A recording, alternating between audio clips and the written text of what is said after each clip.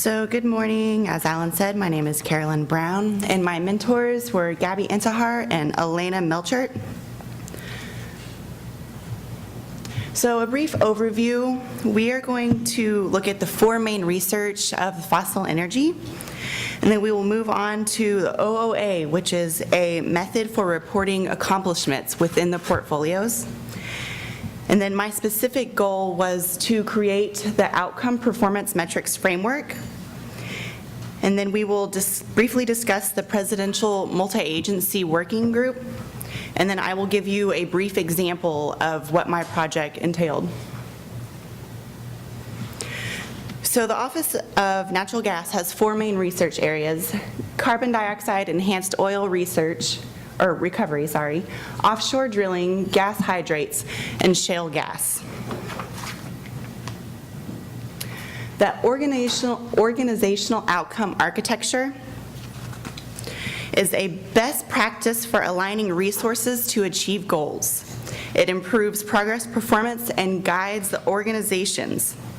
It's designed to ease the sharing of information and resources across an organization.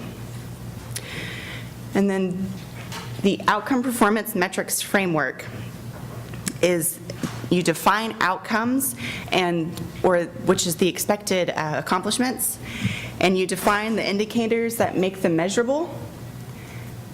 And then you do this in order to clearly and concisely communicate the results of the portfolio within the organization. So outcomes are what defines the program, what defines what the program, portfolio, or the project will accomplish. And they must be clearly identified and understood before the next step, the performance indicators, can be developed. And so the performance indicators are what defines the set of performance measures. They serve as a bridge between the intended outcomes and the actual data collection process.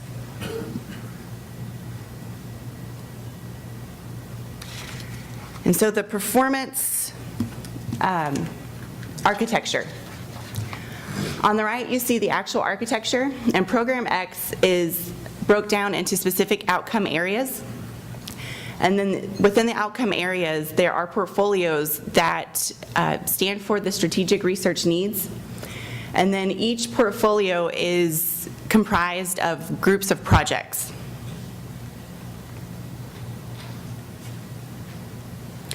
So the OOA goal, you want to take the message or the accomplishments, the outcomes, from misleading to clear and from clear to crystal clear. So the point is you want to make the message clear and concise, and you're able to convey the accomplishments easily. And so the Federal Multi-Agency Working Group, in 2012, the President issued an executive order which established this group to support safe and responsible development of unconventional oil and gas. And the effort was to address high priority challenges and a safe and prudent development of these resources. Within this, there are 7 main focus topics, and my project focused on water availability and water quality. So briefly, unconventional oil and gas, we're talking about shale gas, coal bed methane, and tight gas. So these are very low permeability reservoirs, which means the hydrocarbons are not apt to flow, and you have to create this flow within the reservoirs. Within an unconventional project site setup, there is an underlying theme throughout the entire field site, and that is water, in the form of water acquisition, water use, wastewater treatment and disposal. Yes, so again, water is very important throughout this process.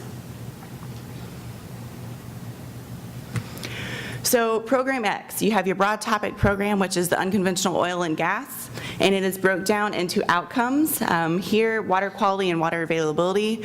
Important note, these are not the only 2 areas. As I showed, there are 7 areas under unconventional oil and gas. I just focused on water quality and availability. Within outcome 1, water quality, there are 5 research needs, and these are represented by the portfolios. And then water availability, there are 4 different portfolios. And again, the portfolios are comprised of groups of projects. So under unconventional oil and gas, we are going to focus on water quality, and there are 5 different portfolios. And within these portfolios, there are 52 total projects. Each portfolio, again. So as an example, I am going to focus on one project, underwater quality. So here is the table of contents for this single project. Now remember, there are 52 projects just within these portfolios. And in order to convey the accomplishments of all of these projects across organizations, you have to understand the background and the process and the accomplishments of all of these projects. And that requires you to read every final report for each project. So imagine reading 200 pages for 52 projects and being able to clearly and concisely conveying these projects. You have to have a specific organization to be able to do this. So constructed wetlands to reduce impacts. Again, this is a 200-page report full of graphs and tables. And the process that I went through, I was able to take it down to one slide to convey the accomplishments as it pertains to the Federal Multi-Agency Working Group. And so here, the constructed wetlands is a successful performance indicator, and it uses artificial wetlands to filter potential contaminants out of the produced waters from an oil and gas operation. The graph in the lower right-hand corner shows that over a 96-hour period, the hydraulic retention time reduced the contaminants to nearly 0. And the really awesome thing about the constructed wetlands is you can tailor the plant types and the soil types to filter out different constituents for different field sites. So you can use this and construct different soils and plants and implement this for different project sites all across the U.S. So again, my methodology, I started with a master spreadsheet that contained all of the projects, and I went through and I categorized these as they pertained to the Federal Multi-Agency Working Group key strategic needs. And then I created storylines, which were basically a few paragraphs under each outcome topic area that outlined the accomplishments for all of these projects. And then I used my storylines to create a PowerPoint presentation where each slide represented a different project.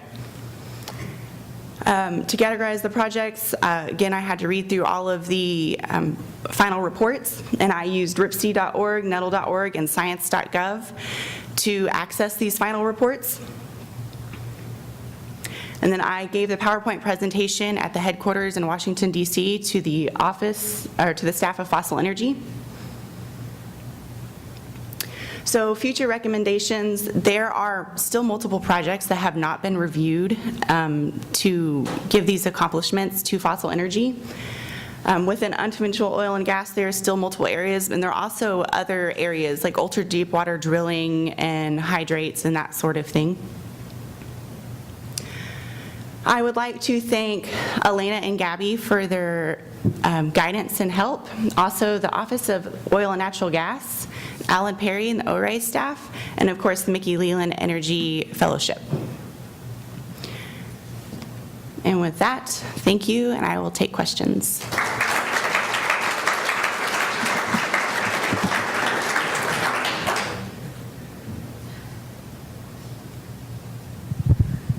It was that good, there's no questions. Yes?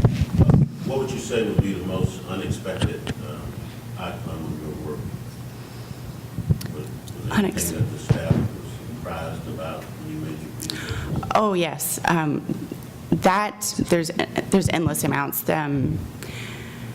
There's so many different projects outlining different things, and there's multiple ways that all address the same topic in different ways. And so to put all of these things together in one presentation, I think it was really helpful for them to see what all is being accomplished in that manner. So did you go through all 52 of those projects?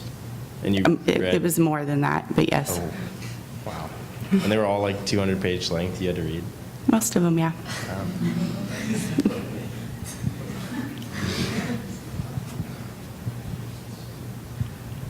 You reference, how current were they? Were like 2012, the data, the three different references that you went to get all of the latest? What was the most recent year that was contained in that information? Of the projects? Yes. Well, some of them are still ongoing. So the ones that are still ongoing, I would read the fact sheets or just their reports as it goes through. So some of them weren't final reports, but I was still able to outline where they are at in their process and give the accomplishments then. So some of them are still set to not end until 2016 or 17. It was very good, by the way. When you were going over the wetlands, I actually, at one time, did wetland studies, and that was part of the group that we were in. And there was definitely, like you had mentioned, significant impact and reduction of things. Very good, by the way. Thank you. Thank you. Any more questions? Okay, thank you. Good morning. My name is Joffrey Dean, and I'm going to be a senior at the University of North Dakota. I'm studying petroleum engineering, and I had the pleasure of working at the Office of Oil and Natural Gas this summer under the mentorship of Gabby Intihar and Elena Melkert. And the title of my project is Unconventional Resources Research and Development Portfolio Analysis. So here's an overview of what I'll be discussing. First, I'll go into the project objective and then the background of the portfolio. Then we'll move into the methodology I use to analyze the portfolio. And then I'll give you a research project example. So the project objective was to develop and implement a methodology to analyze unconventional research projects. The significance of this analysis is to really understand what direction research is heading for unconventional oil and gas, and also get an idea of where DOE funds are going, understanding the results and accomplishments of DOE-funded research. So here's just a diagram showing the multi-agency collaboration on unconventional research. And it's just between three agencies, Department of Energy, Environmental Protection Agency, and the Department of Interior. And if you remember yesterday, I know it was in the afternoon, but Cynthia was talking about core competencies. So each agency brings core competencies and expertise to guide research. And some of those expertise for DOE is wellbore integrity, technology development, resource characterization.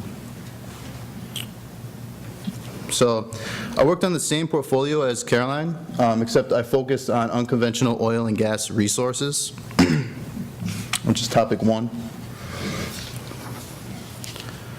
So what is unconventional resources, by the way? Well, first I'll explain conventional. Conventional resources or oil and gas is basically oil and gas that's extracted from high permeable reservoirs, meaning that the oil and gas is very mobile. So basically all you have to do is drill vertical wells, as you see on the right, and the natural reservoir drive mechanisms help to push the oil out. So you just have to implement artificial lift methods and pump the oil out. For unconventional, it doesn't work like that. The oil and gas is trapped in the pores of tight shale or sandstone formations, and basically we have to horizontally drill into these formations and then stimulate it with hydraulic fracturing, which is the practice of pumping high volumes of water with additives to help increase the viscosity and the gel strength of the water, and proppants, which help keep the fractures open once you fracture the formation. So you pump that at very high rates and high pressures in order to stimulate the reservoir. So here's a forecast by the Energy Information Administration.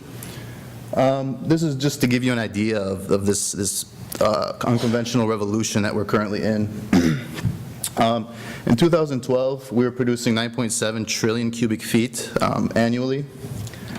And it's expected that in 2040, we'll be producing over double that, 19.8 trillion cubic feet of shale gas. Sorry, this is shale gas. And that will account for approximately 53% of all natural gas. Unconventional gas is actually shale gas, tight gas, and coal bed methane. So if you combine all those in 2040, we're looking at maybe 75% of all natural gas, 70 to 80% will be unconventional. So that gives you a perspective of how important these resources are. And also, we are looking to overtake Saudi Arabia and Russia as top oil producers in the next few years. And that's largely due to unconventional oil coming out of the Bakken in North Dakota and the Eagle Ford in Texas. So here's the research areas under my topic. So number one, how much of these resources do we have? What are the reserve estimates? And at what rate are we going to produce these resources? Number two, where's the target zones and the key reservoirs that we're looking at? Number three, how are we going to safely access these resources? With what technology and practices? Number four, what's the difference between the reservoirs and the formations, geologically and geographically? And then finally, number five, what are the long-term implications of development? So here's the methodology I used to analyze these projects. I broke it into three phases. Phase one, I classified the research projects. Phase two, I found results and accomplishments. And then phase three, I prepared the projects to communicate like I'm doing right now. Well, I'll give you one project example, but here's phase one. Basically, I was given a populated spreadsheet with basic information of the projects, project name, number, the performer, which the performers were university, industry, and NETL also. Basically, I had the description of the project, deliverable. So I used the project objectives and summaries to classify them. And if you can see, it's kind of small, but on the right, I used X's to show what's the primary focus of the project, which research area does it satisfy the most. And then I used small dots for if it informed efforts in that area. Oh, sorry. Also, I used, like Caroline showed, RIPSI, Research Partnership to Secure Energy for America, and NETL websites to locate project information, because those two, they both managed the projects. So phase two, I found the results from the project fact sheets on the website or from the technical reports, which was a task. And if you see in that column right there, all the way to the right, I input all the results for each project in the spreadsheet, and then I indicated next to it which research area that it satisfied. So there's me giving a briefing at headquarters on selected projects. It's different than this presentation. We mostly focused on the actual projects. And this required deeper analysis into the technical reports, understanding the background, the experimental setup, and then tying that in with the results. So here's a project example. This project was conducted by the Colorado School of Mines and Lawrence Berkeley National Laboratory. And basically, this is studying the concept of cryogenic fracturing. And what this does is it relies on introducing a very cold liquid, like liquid nitrogen, that can be stored at very low temperatures, lower than 196 degrees Celsius. You're introducing that to a much warmer formation. And what takes place is a rapid heat transfer, and it causes a thermal shock, which induces the fractures. So instead of relying on high pressure and high pumping rates, you're relying on that thermal shock. And basically, it's not field tested yet. It's only in the lab. but they tested it on concrete specimen and a sandstone specimen. As you can see here they used X-ray CT scanning. I think one of the interns yesterday was presenting on that. But yeah, they used that to see internally how the fracture network was and the cracks that were in the blocks. So basically that project will help to reduce water usage and also reduce pumping, because pumping takes a lot of energy itself to run those huge pumps on frac sites. So to conclude, the majority of the projects were classified in multiple research areas. So most of the time you didn't have a project that just satisfied one area. Usually it satisfied multiple areas. There's over 70 projects in my topic, so it needs further analysis, especially to communicate. I put all the results in the spreadsheet, but to communicate the projects like to you right now, it's going to take a lot more work. I was only able to cover maybe 10. And there's active projects that still need monitoring, as Caroline mentioned. Just like the one I just showed you, that's still active. There's a lot of work to be done. And there's also opportunity for more research and long-term implications, which I think is inevitable. We're going to have to look more into that. So I'd just like to thank Paula Gant, Deputy Assistant Secretary at Oil and Natural Gas, Office of Oil and Natural Gas, and my co-mentors, Elena Melkert and Gabby Intihar, for all their help and support. I'd like to thank the whole Office of Oil and Natural Gas, and of course Alan Perry for your great management of this program and ORISE. Thank you. Appreciate it. Questions?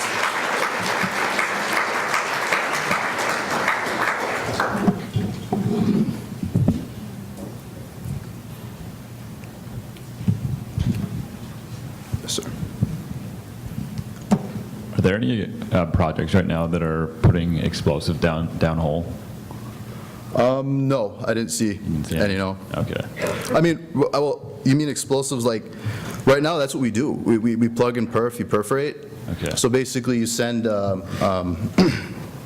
perforating guns, like electrical wired perforating guns down hole, and then you basically blow perforations into the formation so you can get production going. It's like a completion method. Okay. Thank you.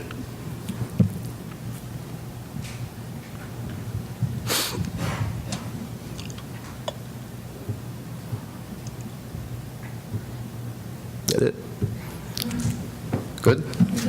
Okay. Good morning, everyone. My name's Ashley Ledon. I go to Carlow University right down the road. I'm a chemistry major. And this summer, I investigated novel perovskite sorbents for oxygen separation from air. So by volume, oxygen makes up about 21% of air. The demand for pure oxygen is likely to increase with the growing technologies. The pure oxygen is desired in many applications, such as industrial, commercial, medical, and scientific applications. NETL is specifically interested in pure oxygen for the gasification of coal and oxy-fuel combustion. We've been getting our pure oxygen the same way for basically over 100 years now. It involves separating the components of air based on their boiling points. This process is very energy demanding. To couple it with a power plant, it's likely to decrease the efficiency by up to 25%. And it's a very mature technology, and there's little scope for improvement.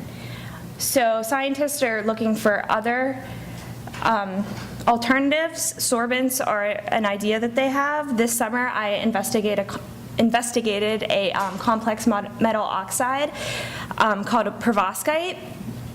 It is named after the naturally occurring element calcium titanium oxide, and it is a ceramic material with a basic AbO3 formula. It's extremely versatile due to the countless A and B sites.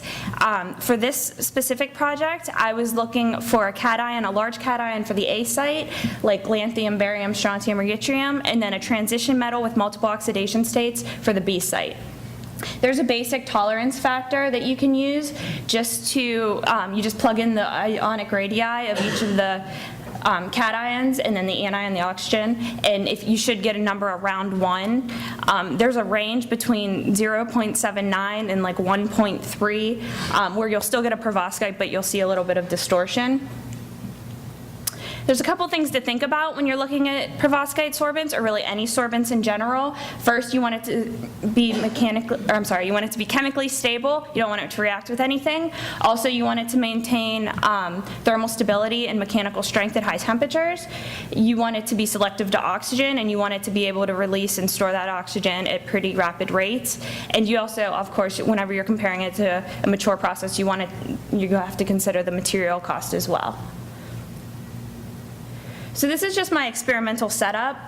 A is labels the oxygen analyzer, B is the clamshell furnace, and C is the mass flow control.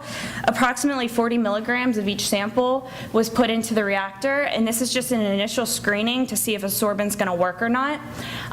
It was heated up at 400 degrees Celsius in nitrogen gas, or UHP nitrogen, and then that desorbs the material, and then the valves were switched to an oxygen blend, or essentially air, that increases the partial pressure of oxygen, and if it's a good sorbent, it will absorb that oxygen. That reading can be read on this oxygen analyzer right here, and then once the numbers starts to go up, the oxygen is starting to get through, and you can see a breakthrough curve, like this one right here. The longer it stays by the x-axis, the longer the material was absorbing oxygen at that temperature. So first we analyzed just basic metal oxides. These oxides were interesting for several reasons. One, just basic metal oxides are less expensive than perovskites, or any complex metal oxide. Also, they helped us determine what to substitute into our perovskite, and also we'd have something to compare to after we were done synthesizing the perovskites and testing them.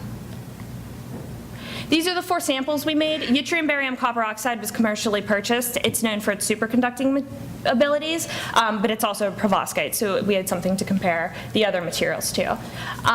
Oh, I forgot to mention, it's obvious here that cobalt absorbed for 20 minutes, but we chose vanadium instead because cobalt's a heavily studied perovskite material. Vanadium's not as studied. It also has 4 common oxidation states, so that's why we chose vanadium. So you can see here we chose vanadium for the B sites, and then we kept copper to have something to compare with the YBCO.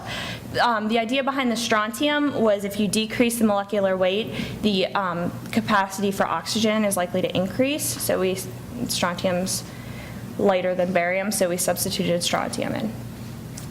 A stoichiometric amount of each starting parent material was combined by a mortar and pestle, ground together. They were made into pellets, and then they were heated at 800 degrees Celsius for 48 hours. This drives off the carbonate material. Then we did the solid state synthesis. We ground them up and remixed them and everything. Then we made them back into pellets and then heated them for 100 hours at 1100 degrees Celsius. Then we reground them into powder. And this was all the same material at the bottom here. It changed colors. I thought that was pretty cool. Okay. We also characterized the material. The SEM just basically showed us that it was uniform and that the elements were evenly distributed. And then XRD we did to see what the crystal structure was. However, it was proven a little bit difficult. Looked like some of the materials were still in several phases, and maybe the parent material were still in them, but we still did XRD, and we still tested them anyways. Okay, so here's my results.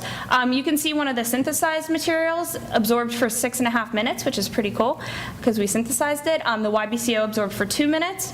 And then the YBVO didn't absorb at all, so we tried to reduce it in 3% hydrogen, and it showed really good cycling ability at 800 degrees Celsius, which is interesting for applications like chemical looping. But yeah, so it did, even though it didn't absorb anything in the nitrogen, it did desorb in the hydrogen. Okay, this is just like a rough table of the economics of it. It does not include, it's just the cost of material. It doesn't include the synthesis cost, doesn't include heating it up, it doesn't include the equipment, anything like that, just the material. You can see here it needs to be able to cycle 9,000 to 10,000 times. So it has to be extremely stable. Also, it's worth mentioning that you could potentially pull the metal back out. You don't lose the metal after it's done cycling. You could potentially reprocess this metal, so although it's expensive, you could potentially reprocess it. So in conclusion, I did initial analysis on perovskite sorbents. Why SCO proved to be the best in an inert atmosphere when we reduced it. Why BVO cycled well at 800 degrees Celsius, and to be economical and competitive with cryogenic distillation, it has to be able to cycle many times and be an extremely stable structure. There's definitely major future work on this. We kind of just got started whenever this was ending. So other synthesis methods are definitely, I would recommend. Sometimes you can get a better perovskite structure depending on the synthesis method. Also, reducing all the samples in hydrogen might be a good idea, or other hydrocarbons. Also testing at different temperature would be a good idea. And there's some studies that if you hand mix metal oxides in, just simple metal oxides, sometimes it can increase the weight capacity of oxygen. All right, I have lots of people to thank, but I want to thank Elliot because he's here, and my mentor, Evan, for this amazing opportunity. I want to thank Regina for listening to me do the speech 100 times, and Mickey Leland, NETL. Thanks, everyone. Thanks for listening.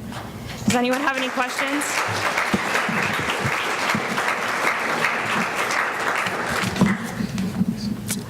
So, do you know that the kinetics of the absorption are the same for all perovskites? Like, so those curves, you know that, like, some of them absorb for longer, but do you necessarily know that means they absorbed more?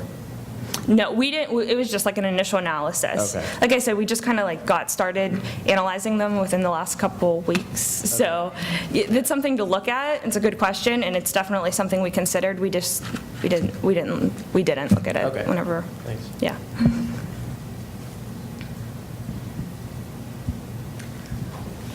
Did you find that in your XRD that your samples had different types of perovskite structures like tetrahedral or cubic, and if one of them had better properties over the other one? Well, from sample to sample, it varied, but yeah, some of the samples had several. I mean, they were mixed with metal oxides. And they matched several reference patterns, so we couldn't definitely get a definite crystal structure. Like I said, time restraints, we had to run them anyways and do the analysis on them. Did that answer your question? Okay. Anything else? Yeah, question. Did you consider, well, I guess you didn't have the opportunity here to consider other synthesis methods?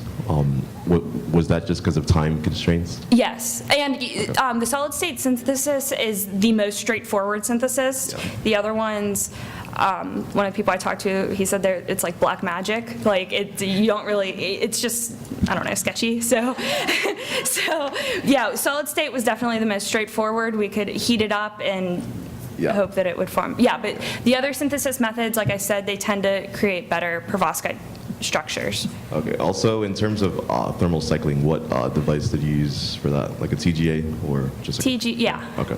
Yep. And how many cycles did you run? For the, okay, so the problem at 400 degrees Celsius was they didn't desorb the oxygen after they absorbed it. So the cycles in the UHP nitrogen, the only one that cycled was YBCO. In the reducing atmosphere, though, it cycled we ran it for 10.5 hours. I think it cycled 4 times. Okay. Off the top of my, I'll talk to you more about it later if you want, if you want to. Thank you. Yeah. Anything else? Well, good morning, everyone. I am Siobhan Tarver. I'm a postdoctoral fellow at Tulane University in urban resilience and sustainability.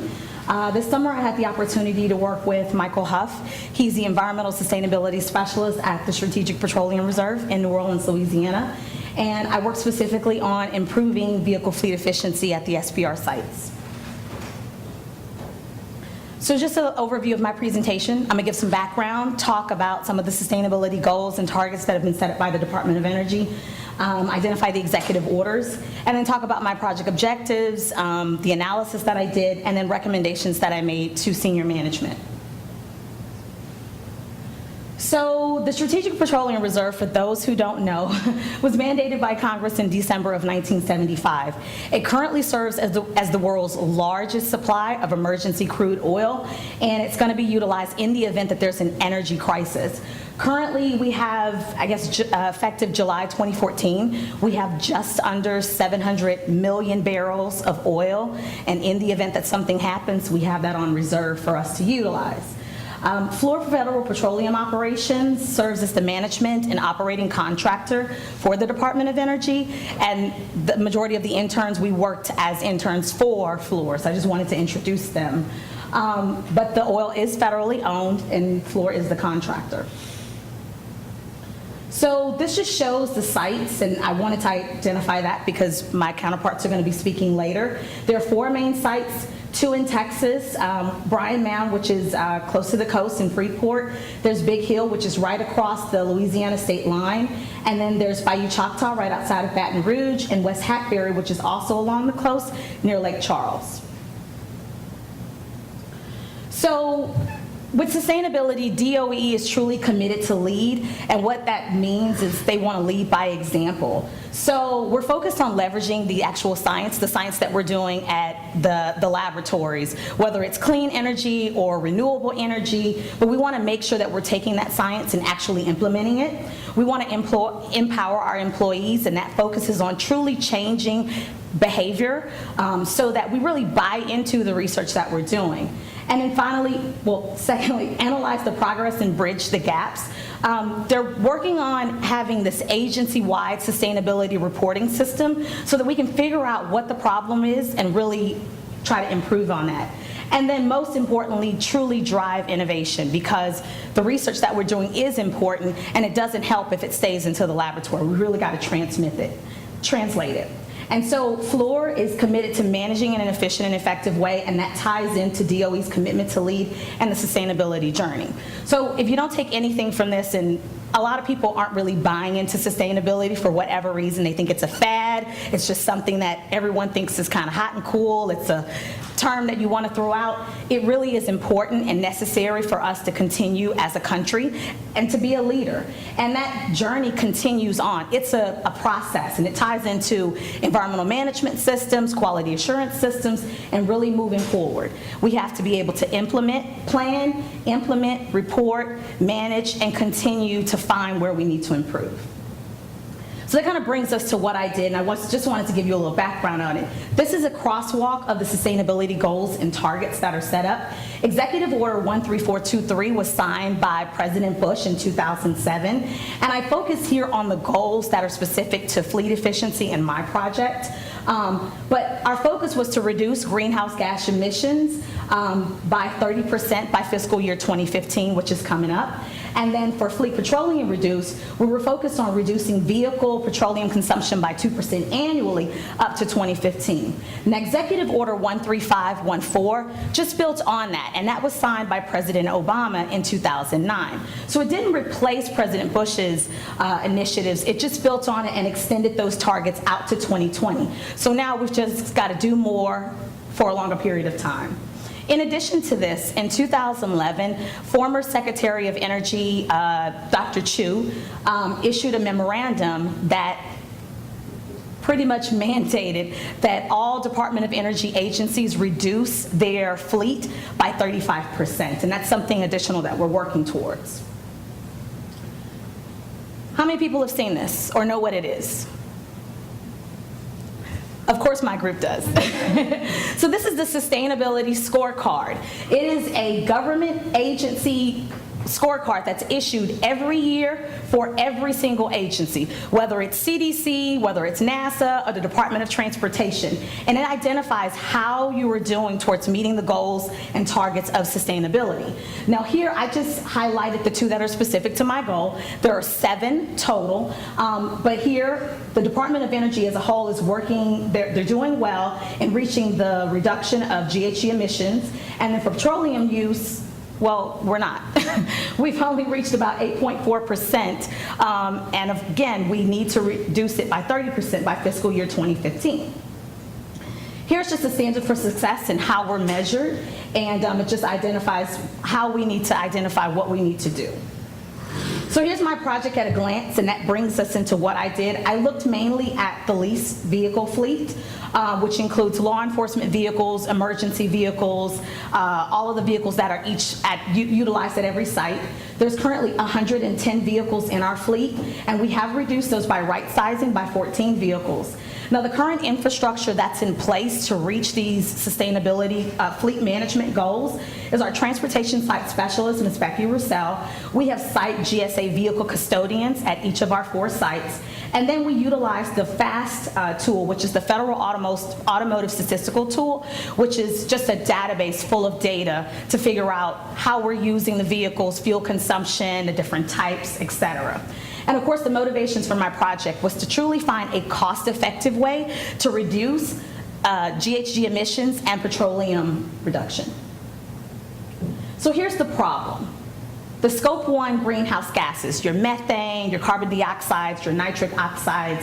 Now, for the sustainability goals, they're looped into Scope 1 and Scope 2. And the SPR, we're currently meeting those goals based on our fiscal year 2013 numbers. And that's for our fast fleet. So only the vehicles that are utilized that are not exempt and the only vehicles that are exempt are your law enforcement or your emergency vehicles. So we've met that goal, and we have 844 metric tons, and that's the CO2 equivalent for our fast fleet. Goal 3, for us to reduce petroleum fuel consumption goals. We're currently meeting that goal. Fiscal year 2008 was 126,000 gallons of gasoline, and honestly, the SPR got lucky. That was a year the federal government identified fiscal year 2008 as our baseline. That helped us because that was a year where we had hurricanes and, there was just quite a bit of construction and different things going on. And so our fuel consumption was really high then compared to now being 2013. So we met that goal because of the high baseline. Now, SPR still has a major challenge. We really need to improve fuel economy. If you look at each individual site, this is the miles per gallons that we're getting, which is not much considering we've got trucks, we've got Tahoes, we've got all these SUVs. It's a big issue because we're just wasting gas. And at any given time, I think in the United States, we're wasting about maybe 3.8 billion gallons of gasoline per year. So I looked at some different agencies and industry partners that were really changing the game. And NASA has reduced their fleet by about 61%. They've introduced quite a few alternative fuel vehicles.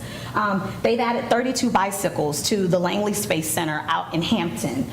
Kennedy Space Center is utilizing electric vehicles. Coca-Cola, they're all about distribution and logistics. And they've introduced over 750 hybrid electric vehicles just to their North American fleet. Now, that only accounts for about 10% of their total, their total fleet, but it's still a stride towards making sustainable practices. So my research methodology for my work was, one, to do some literature searches, look at the federal guidelines, because there's so many. I just identified a few. And then actually look at industry best practices. I think it's important not to reinvent the wheel. And then I did a full data review. We're talking about FAST reports from years back, GSA billbacks, I'll explain those a little bit later. Vehicle requirement data sheets. There are certain, when we purchase vehicles, there are certain requirements that they have to meet. They can't be over a certain weight. I I guess when we lease those vehicles, we can't keep them for over a certain time, whether it's 3 years or 36,000 miles, if it's a hybrid vehicle, 7 years, 100,000 miles. So it's so many different things that go into it. And then vehicle dispatch records. Whenever people sign a vehicle out, they have to list where they're going, when they're going, how long they're going to be here, how much fuel they used, when they filled up again. So I went through all of this data for the 110 vehicles that we have in our fleet. And then I conducted site observations at Bayou, Choctaw, and Bryan Mound.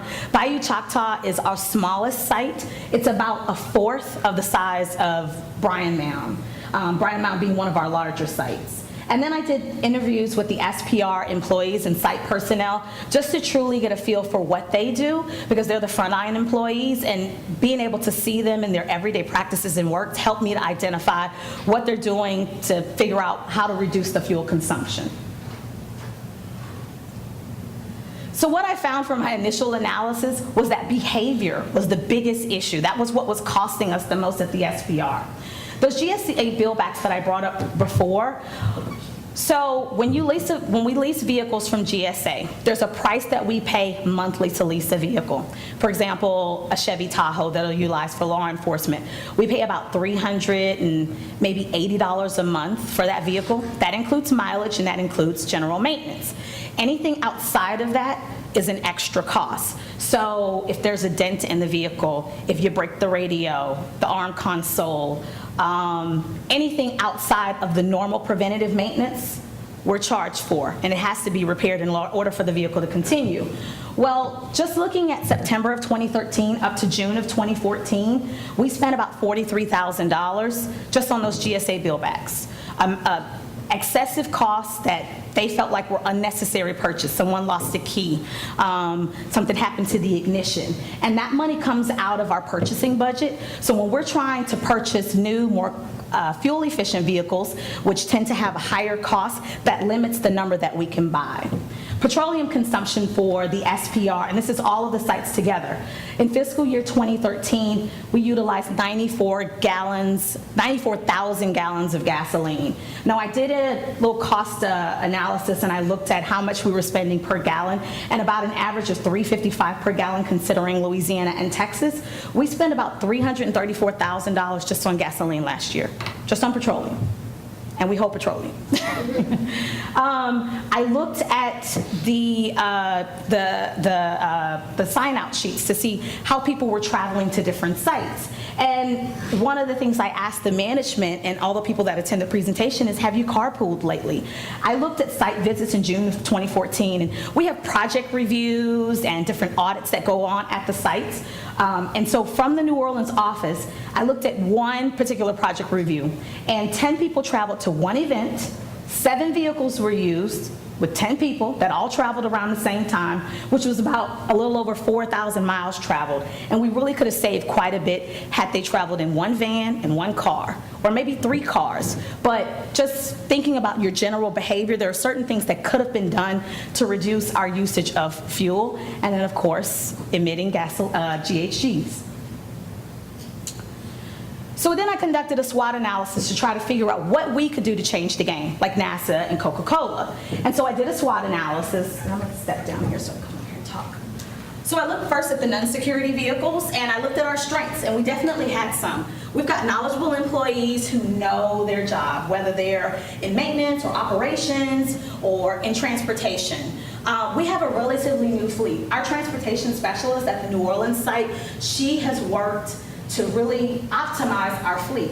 She's cut down our fleet by 14 vehicles via right sizing, and then the vehicles that she's replaced our fleet with, because we do a replacement every few years depending on when it's time to turn the vehicle back in, she's added in Ford Fusions, which are they're hybrid cars. We've got a few Escapes, and then fuels that are more, I guess, they have dual fuel options.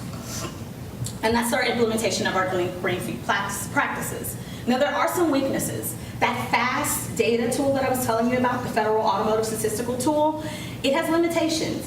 It groups all of the data by vehicle type and not by individual vehicle. So you have a really hard time identifying what vehicles are being properly used and which ones aren't. The fuel tracking system is not operational at all of our sites, and while we have extremely knowledgeable employees, they're experts, yet they're not the authorities, so that they can enforce some of the rules and the laws. So they can tell you, yes, you can sign the vehicle out, but if they see that, Melissa is utilizing the vehicle and Victor is going on the same day, they can't tell them, you all need to get in the car together.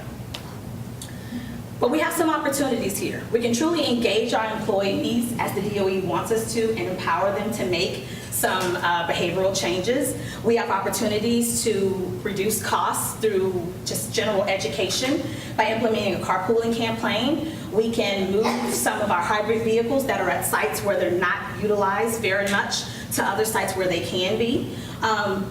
I talked to them about introducing an interagency scorecard quarterly so that each individual site can look at what they're doing so that we can analyze our progress and find the gaps as we move forward.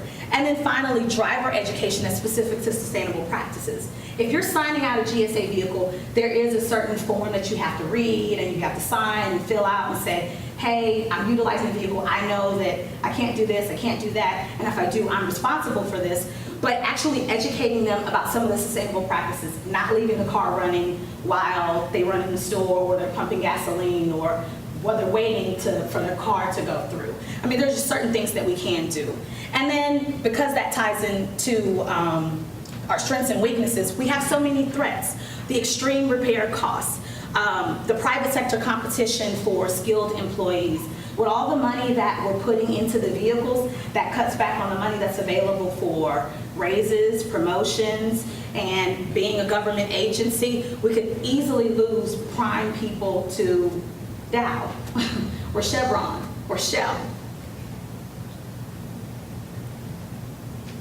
So here's my security vehicle SWOT analysis. And overall, we have a well-rounded physical security program. And I put this as a strength because it helps us, but some people might consider it a weakness. For the type of work that's done at our security site, they do a lot of security roving. Fuel consumption is exempt from Goal 3, and security alone used about 58,000 gallons of gasoline last year, which is extreme. Now, considering that our fiscal year 2008 baseline was extremely high, again, that helps us that they're exempt, but if they weren't, we'd be right on the marker. Their weaknesses. There's a lack of versatility for usage of these vehicles.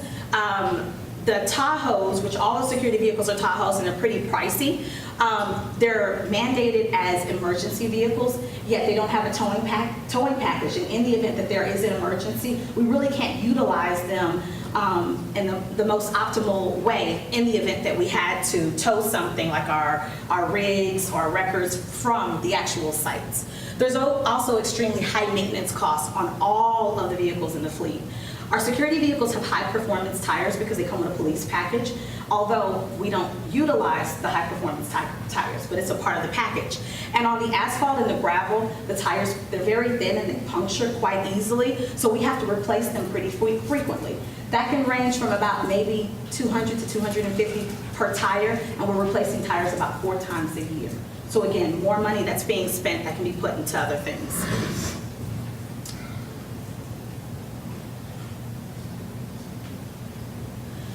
So here's a map of just showing like idle reduction and how it's really changing in lots of states. There are states with idling laws, and then there are states with jurisdictional idling laws.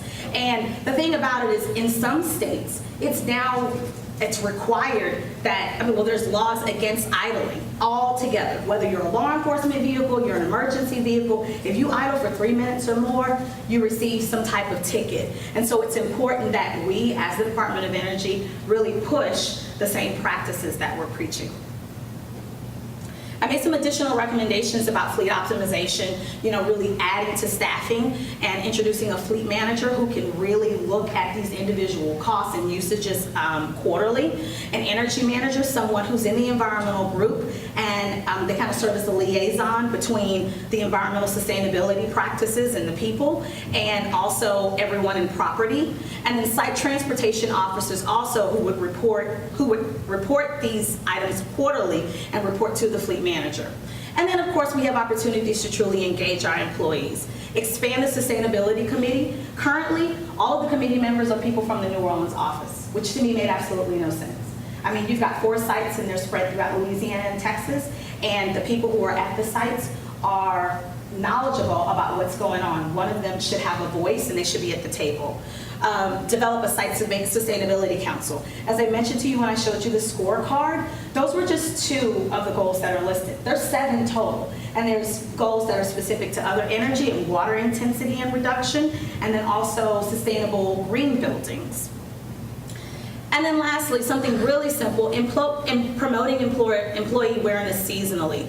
I'm from Houston, and in Houston, in October every year, we do what's called an Energy Day. And it's education in the energy city. And it focuses on educating everyone, civilians, employees, kids, about ways that they can actually help, change our world and reduce energy consumption. And then finally, taking advantage of Earth Day. It's every spring, but then we have something in the fall and the spring. And so in conclusion, I figure that at this point, we don't want to wait until the last minute to figure out an answer to our problem. Let's find a way now to truly integrate, our economic, environmental, and our social, considerations, and really embrace sustainability into our everyday activities, our operations and facilities with DOE, so that we can really reduce our environmental impacts. And at this time, I'd like to acknowledge my mentor, Mike Huff, Ms. Kelly Schwim, our site coordinator, Gabe Adams for his assistance with data, Becky Russell, the transportation specialist, the environmental group, all the personnel that allowed me to come out to the site and interview them and shadow them, my fellow SPR, Mickey Leland interns, and then everyone from ORA, and the Department of Energy, and Alan Perry.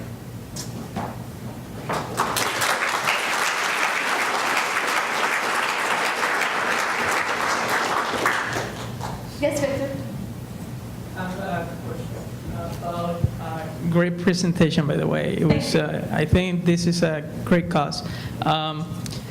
Is there any incentive for employees to help this cause? Because usually that helps. Good question. And yes, that was one of the first things I identified when I was trying to come up with ways that we can change the game. There are no monetary incentives, unfortunately. There's just not money in the budget for that, and we see why. We probably could add some, but to be honest, what I found with interviewing and talking to people, the incentive would have to be quite large. And so we really have to just find other ways to really have people buy into it. And I hate to say this, especially considering that everyone is an adult, it's just gonna have to be enforced. Like, it's gonna have to be mandated. There have to be rules in place. I found that that's the only thing that's really gonna push some people to actually doing it. There are quite a few. There's a small pool of people who do carpool, or they are making sure that they're really tracking their fuel consumption, but there are others who it's not their money, so. But I hope that the presentation, and I think it did, went really well at the other side. It was much longer there, but I think it was an eye-opener for some people to actually see the numbers and see exactly how much that we're spending, and maybe this will really push people to buy into sustainability. Any other questions? What are the criteria that go into the scorecard? Okay, let me go back. So the scorecard is developed by the federal government, and it's there's a whole sustainability task force. Okay, I'm going.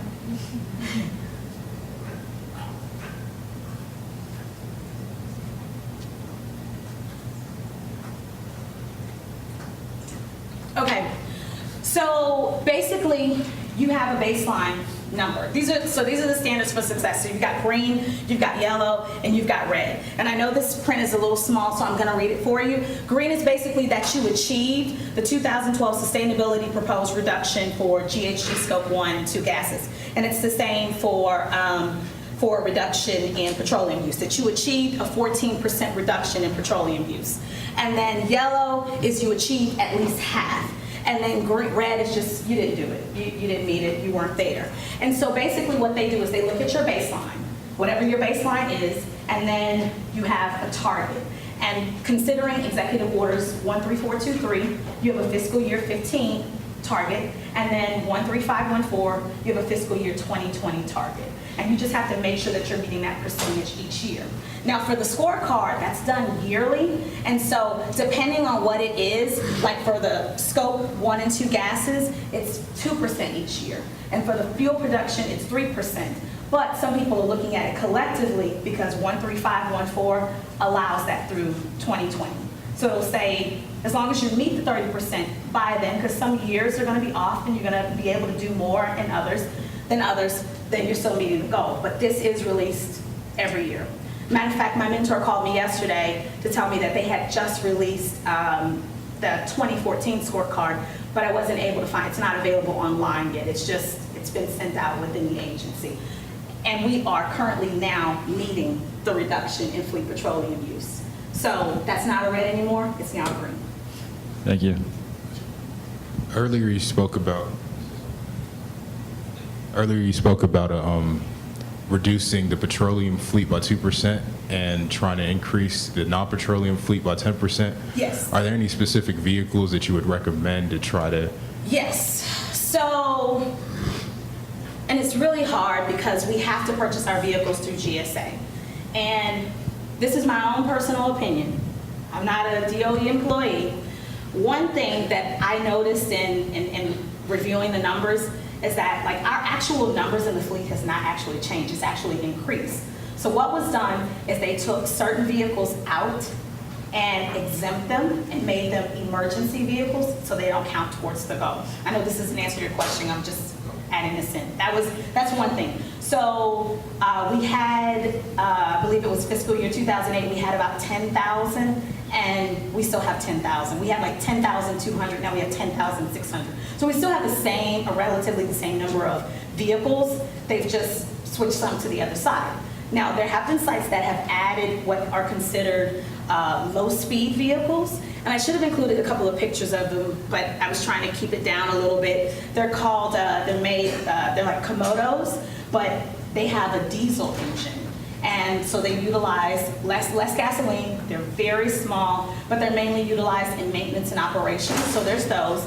And then there's the electric vehicles, which NASA has brought those on, and we tried those at DOE, or at least at the SBR, but it was really hard with the charging stations, and again, behavior, reminding people to go back and charge their vehicles. So the next day it's dead, and then they're frustrated because they can't get the job done.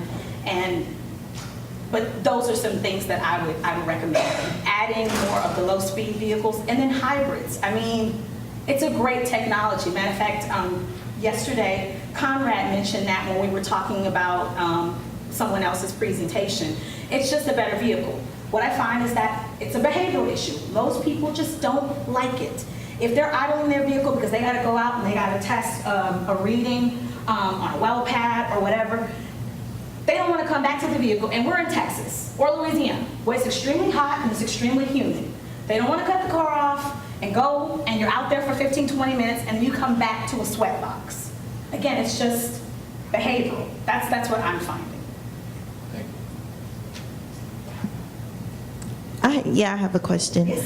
Well, I was just curious to know how those in leadership or the authorities, how receptive they were to your suggestions. But before you answer that question, I just wanted to piggyback on what was mentioned earlier about compensation. Yes. Has anything like the Clean Air Campaign, which is an outside source, Yes. has that been considered so to encourage employees, and it's not working, the Clean Air Campaign? Well, when you say the Clean Air Campaign, are you talking about the EPA Clean Air Campaign or the DOE Clean Cities Clean Air Campaign? I believe it's EPA, where you go in and log, whether you've been carpooling or riding the train or whatever, and they'll pay you, they'll compensate you for that. Well, the train thing is, because of our location, that's not an option. Like the sites in general are pretty remote. Like I said, Bayou Choctaw is a few miles outside of Baton Rouge, and Big Hill is a few miles outside of Winnie. I mean, there's no, like the way the subway and the train setup is here, we don't have that option. We could probably do that at the New Orleans office, but the thing again is money. And I don't know if there is, it's a good thing to look into though, I don't know if there's any governmental rules since we're a government agency, and I guess what would be considered double dipping as far as funding goes, you know, us getting money from EPA. But I can talk to my mentor about that. But I think that might be the issue there. And then senior management and being receptive. The day after I gave my presentation, there was this huge sustainability meeting that was supposed to go on. It was already scheduled. And so my group was really excited because they were like, you're going to start a conversation. You know, they have suggested over 150 projects for all of the 7 sustainability goals. From my 2 goals alone, I think they've come up to collectively with about maybe 45, 50 ideas. And the biggest issue is cost, which is why I was brought in to kind of look at some cost-effective ways. And then be an outside person who can identify what the issue is. And like I said, I found that the biggest issue was behavioral. Okay, I know I'm over my time, so I'm sorry. Whoever's next. Any other questions? Okay, thank you. Well, my name is Victor Wayamabe. I'm a PhD candidate, mechanical engineering from the University of Central Florida. I'm in the last year writing my dissertation. So I work this summer along with Vito Sidro and Sidney Credle in the Morgantown side. Well, actually, Vito is in Pittsburgh side. So my research, as Dr. Powell was mentioning yesterday, and it was about increasing efficiency in power plants, specifically in coal power plants. So the title, oops, what happened there? All right, the title is a little bit long, but it's worth it. So, an analysis of the technical and economic performance factors of advanced high tungsten alloys being developed for advanced ultra supercritical coal-fired power plant technology. So it's kind of long. So I'm going to go and describe my presentation. So I'm going to speak first about the motivation of this project, the methodology I use, some of the results, conclusions, and recommendations for future work. So the motivation is to start using materials of 5,000 psi, high pressure, high temperature, 700 and 760 Celsius. So throughout the years, we can see that it's been the trend to increase, all right? And I'm going to talk about the limitations that there are. So one of the limitations is that the current materials being used, they cannot perform well at these temperatures. So, for example, I got some plotting there, and we can see that starting on the left-hand side, we got your irons, stainless steels, and then some of the nickel-based newly materials that they can be used for some of these applications.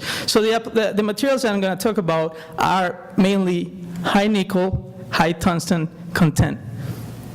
All right? So basic thermodynamics, if we increase the temperature, we increase the pressure, we also increase efficiency. And the expected value, it's currently right now it's 35%. So by using these materials, you can go up to 45%. So that's the prediction. The materials that I looked at are 4, HR6W, HR35, USC 800, and LTES 700R. Okay, so the mission here is to provide a technical analysis, which is going to be mainly the mechanical properties to see if they're good, they behave good at this high pressure, high temperature. And also to take advantage of some of the features, we can reduce overall costs, we can reduce welding, and we can reduce structural supports on this by using these materials. So the first step, if we want to know how much it costs, we want to know what's in them. So the first step was to look at the composition. The HR6W is currently available. It's approved by the American Society of Mechanical Engineers, ASME. So it can be used on these applications. To be high tungsten content, it's usually more than 4%, so this one right here is at 7.5%.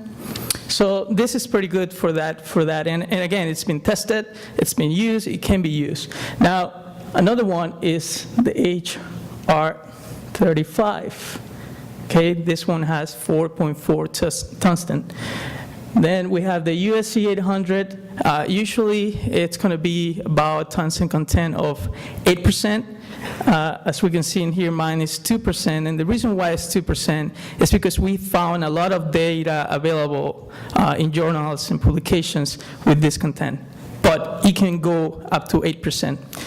This material also, they currently have a patent, an American patent. So the plan, I guess, is to start using it and at some point find the ASME accreditation. And then LTES 700R, and this one has 7%. So those are the materials that I'm going to be talking about. And I'm also going to do some comparison with currently available materials. So some of the properties that I have in here, it's a tensile strength, yield strength, very important properties for materials. As we can see in this table, on this plot, LTES 700 is probably the best at this point. We could say that. Talking about strength. Then we also have the thermal expansion coefficient, and then the creep strength of the material at 100,000 hours. Okay? Throughout the presentation, I'm going to be talking about pipes and tubes. And for most of you, pipes and tubes might be the same. It's not. For the boilers, there's a definition. So if we talk about a tube, it's mainly defined by the outside diameter. And then the thickness is defined according to the heat transfer needed in the tubes. And then the pipes are usually defined by the inside diameter. And then you define the thickness. And then they're usually to transfer fluid in boiler applications. So that's the main difference. Quick remark here, pipes, they're a little bit more expensive on this case because they're going to be bigger. And I'm going to give you examples of it. All right, so about these materials, they're mainly being developed in Japan. HR6W, which was developed in Japan, and HR35 are from the same company, Sumitomo Metal, then LTES 700, Mitsubishi Heavy Industry, and USC 800, Hitachi. So all these materials can be used for tubes and pipes and boilers. The LTES 700 and the USC 800, they were mainly developed to create big components, such as the steam turbine rotors. So they can also be used for this application, but they can still be used for tubes and pipes. All right? So the most important thing is, all right, now that we know that the mechanical properties might be good for the application, how much it costs? Is it useful to start and develop and to look more into these alloys? Well, these are some of the steps that I took to find price of these alloys. So the first step was to calculate the raw pricing of these alloys using the composition. So we found the high tungsten and some examples of the iron base, stainless steels, and high nickel. So I'm going to show some results of that. And then the next step was to use some tube cost available data to find some factors to define the price for tubing of each of the alloys. Then we specify another factor to go from tube to pipe. And then, using the ASME equation, which is standard that's needed to use depending on the application, we found the thickness required for these conditions, which are 5,000 psi, 700, and 760 Fahrenheit, Celsius. All right? So again, calculate the thickness, and then finally, to calculate the cost per foot of each of these alloys. So on the first step, I consider a list of iron-based materials right there, stainless steels, and high nickel, high tungsten. And I use a scale of $40 per pound. So you might want to remember this scale. So at the moment, you can say the iron-based are cheaper and the stainless steels, but what about performance? And what about the price of pipe? What about the price of tube? Again, this is raw alloy. You just get the material. No fabrication, no manufacturing considered yet. Okay? And then, for most of these materials, for example, the high tungsten, they're not available, so we don't really know how much tube or pipe cost. So what we did is we look at commercially available materials. So let's say we went out and found information about T91, which is an iron-based steel. And then using the tube price and the raw alloy price, we found a factor. And then we use this factor to calculate the rest of the iron-based materials. And we did the same with the stainless steel, with high nickel, and for high tungsten, we use the same as the high nickel alloys. So once we did that, we found new prices. So again, this is $40 per pound, and then we have the tube price, iron-based, stainless steel, pretty cheap, so you can say they're cheaper than these ones. But now you can see that some of these are pretty much the same. Some high nickel alloys right here, some high tungsten. And some of them, like the HR35, HR6W, they're pretty cheap compared to the other ones.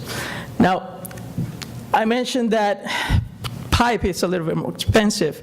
We found some data available from EPRI reports that mention that they usually account for a $5 fabrication cost to go from tube to pipe. And that was used for iron-based stainless steels. And then for high nickel alloys and high tungstens, it was 10. So that increased the price again. And again, you see the same scale, different pricing, all right? So that's how I performed the analysis. Then after that, what we need to calculate is the thickness of this material. So we have the properties that or the design that we want to accomplish. So we want them to be used at 5,000 PSI, high temperatures.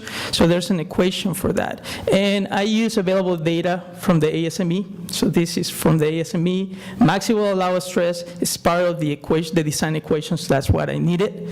And then some lines that you see in here are not completed. Those are the high tungsten, and that was some of the data available, which has been estimated in papers, research publications. All right, so this is the design equation, the ASME, that's what they usually use. So let's say you have a material working at 700 Celsius, and then you go to the table, you find the maximum allowed stress, and you also know that your operating pressure is 5,000 PSI. So that's the input for this equation. Now this thickness equation can work for outside diameter and also inside diameter. So either or, so it works for tubes, works for pipes. And then I perform the calculation. So the base was a tube, outside diameter 2 inches, temperature 700. This will give you a visual idea of what's the thickness required in those materials. So on the green, we have our high nickel. Then we have on blue the stainless, and the iron were not considered because you wouldn't have any material inside. So, and then in red we have the high tungsten, and as we can see, the USC 800 provides a very thin the thickness on the tube, so it's pretty useful for this application. Then also, of course, as you increase the temperature, you also increase the thickness.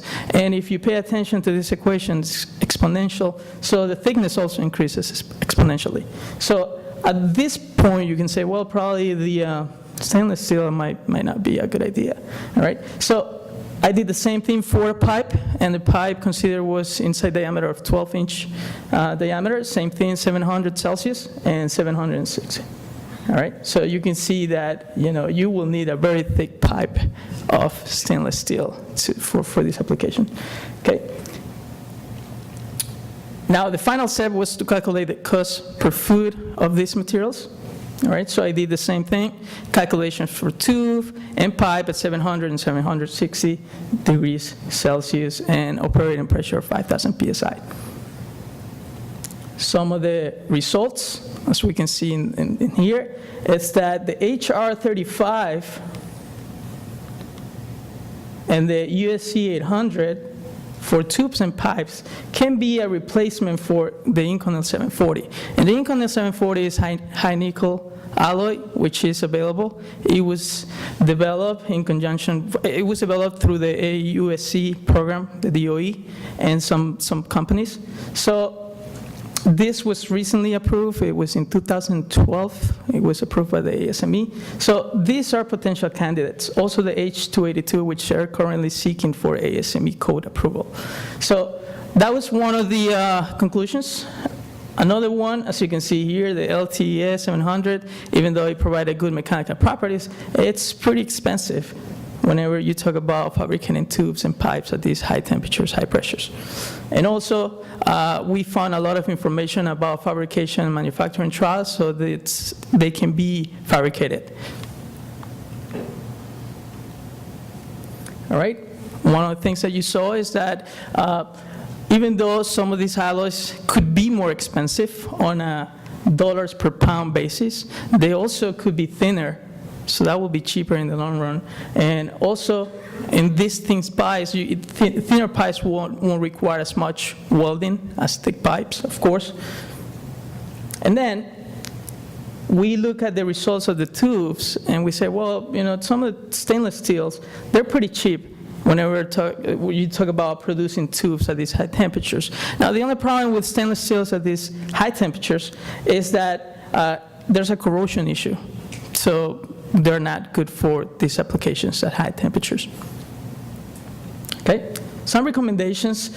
More trials are needed for welding to find the performance of these new alloys. Current fireside corrosion, it's been provided, it's been found, but tests are too short. So new testing is needed for long periods. No exfoliation issues are usually present on these high nickel, high tungsten alloys, which is pretty good. Fabrication trials are also needed. And then crisp structure strength at 100,000 hours, which is probably the most important property that you could seek on these materials, because that's one of the main properties that ASME looks at for code approval. And they're provided in the literature. Some estimations on these companies have provided data for that, but there's a need for more investigation of these materials. And then also additional thermal expansion coefficient data for some of these materials. And that was it. I want to thank the program, the Mickey Leland program, cross-cutting research division team, which I worked with through the summer. Vito, thanks a lot. He's in the back. Thank you for your support on this project. Sydney, thanks a lot. Thanks for allowing me also network with a lot of people at NETL, so that was a pretty good experience. If my family and friends, close friends are watching, thank you. You're the reason I'm here. And that was it. I will take any questions.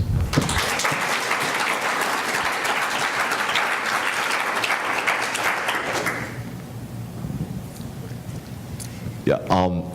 Did you focus on any specific types of applications for these pipes and tubes? Because also prior to that, is there a difference between the criteria in terms of thermal conditions that pipes have to withstand versus tubes? Because I know you mentioned. Right. Well, the main application that I looked at, it was for boilers, for, as I said at the beginning, power plants, coal-fired power plants. But if you're interested in different technologies, I could answer that too. If you're talking about solar energy, for example, another technology, you have CSP, concentrated solar power. So there's a need for high-temperature materials in that field too. So that could be another application. So applications, depending on the technologies, whatever you need these high-temperature, high-pressure metals, alloys, they can be used. Yeah. So you just mainly focused on boilers and steam turbines. Yeah. Like rotors. Like Rankine cycle type of power plants? What was that? Rankine cycle type of power plants. Correct. Okay. Correct. But, whatever you need high temperature, high pressure, if you're interested in solar, you could use them for that technology as well. Okay. So it will have a big impact. Yeah.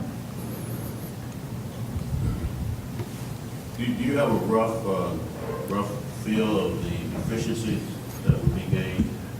You noted that the ability to decrease the thickness of material, compensate for the extra cost and so on. Correct. The welding compensates. But the big factor, I would imagine, is Is efficiency, correct. so what order of magnitude, what range of efficiency? So most of the plants and some of the plants today using currently available materials is 35%. So it could go up to 45%, which is 10% is a lot whenever you talk about efficiency in power plants. Absolutely. Yeah. Were you able to do any like initial analysis, for instance, how you mentioned that some of your tubes and pipes would require much thicker walls compared to the higher temperature alloys? Have you done like just any initial analysis, like relating just material costs between the two, for like thinner amounts of material to thicker amounts of material, thicker pipes to thinner pipes? Thinner pipes and thinner. Hold on, I'm trying to stumble over my words a little bit. And while you think about that, another thing that I forgot to mention about thin pipes, thin tubes, is that, you know, they enhance also heat transfer. They're thinner, so better heat transfer. So that's another important quality of these alloys. But mainly, yeah, efficiency, that's a big deal here, but also cost.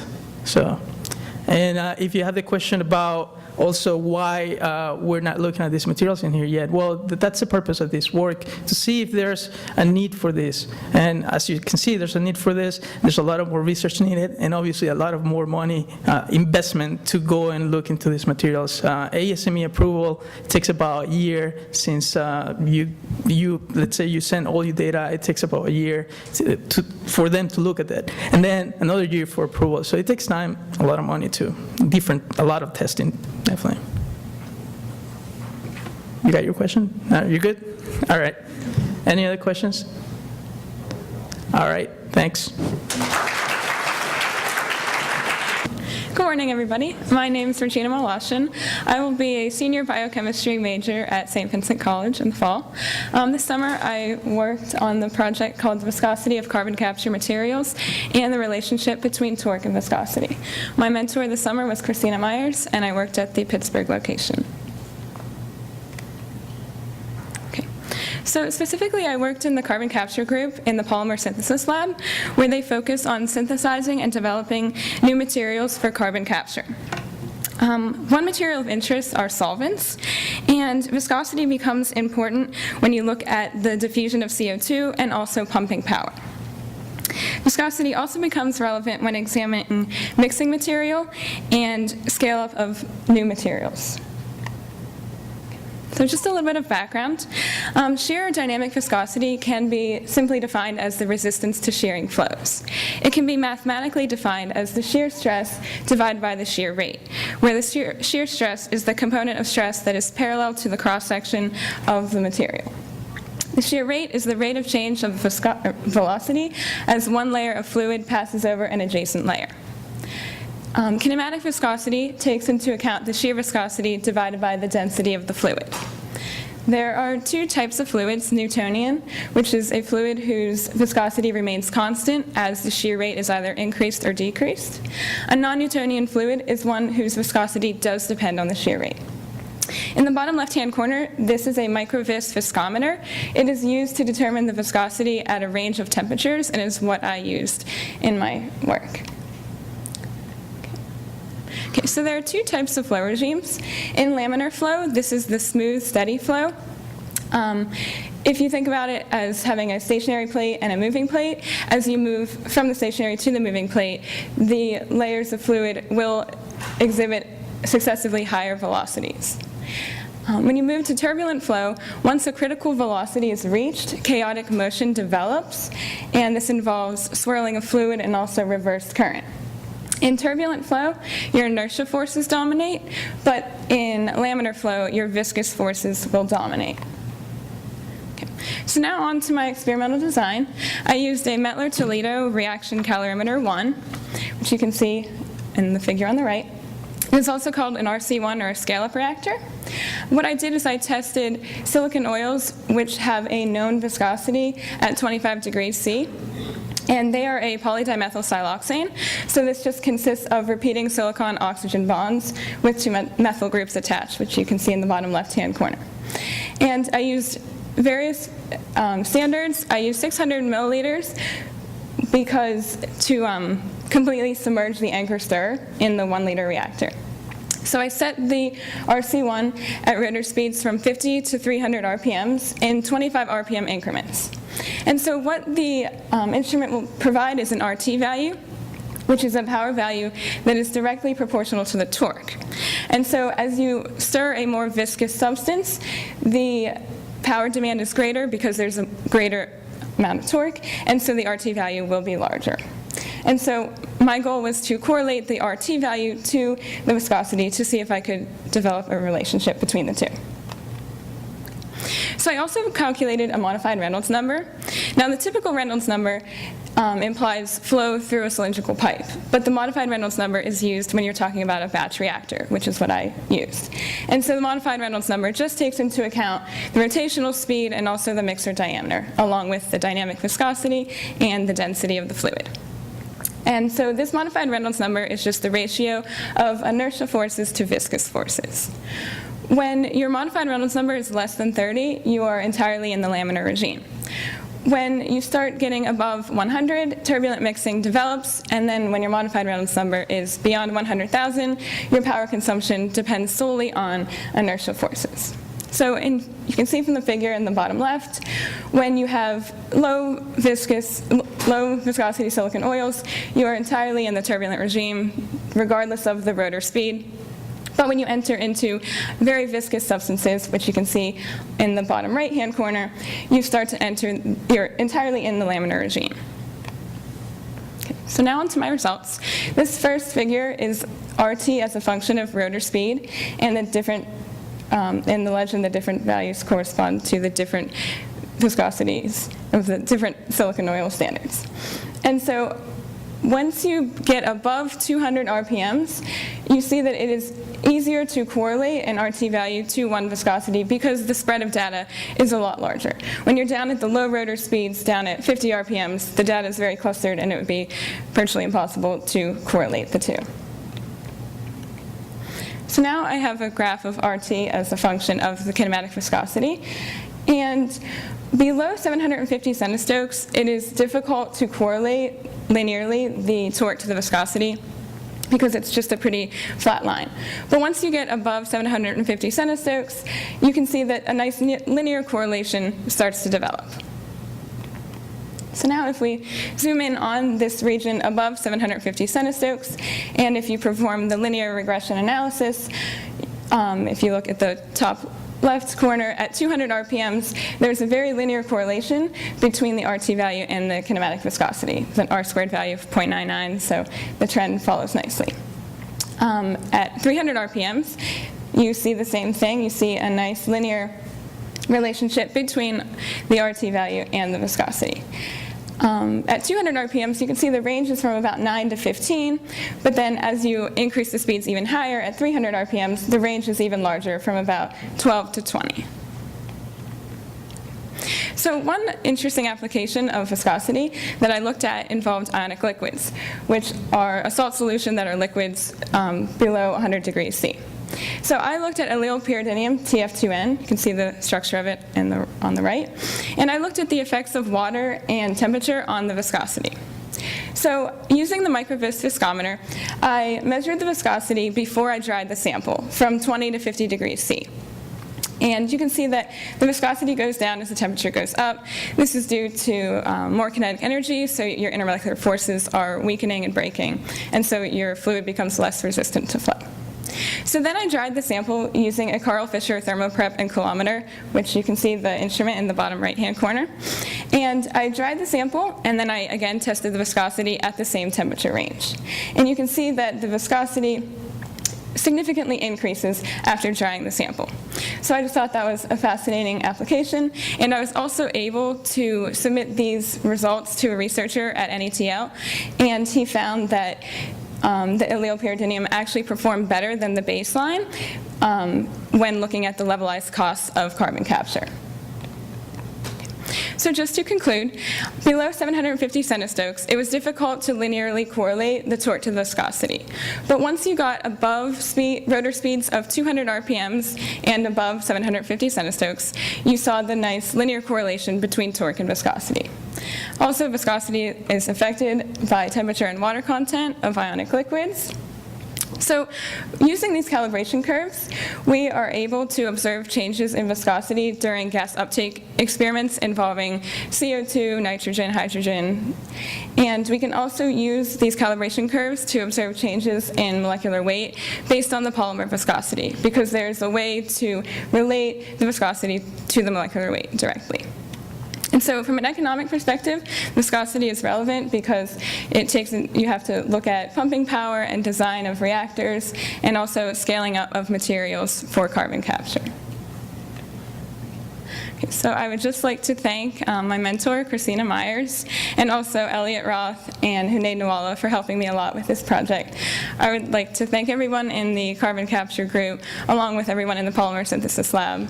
I'd like to thank all of the interns and the Leland Energy Fellowship Program for giving me this opportunity, and I'd also like to thank my parents and my sister for being here today.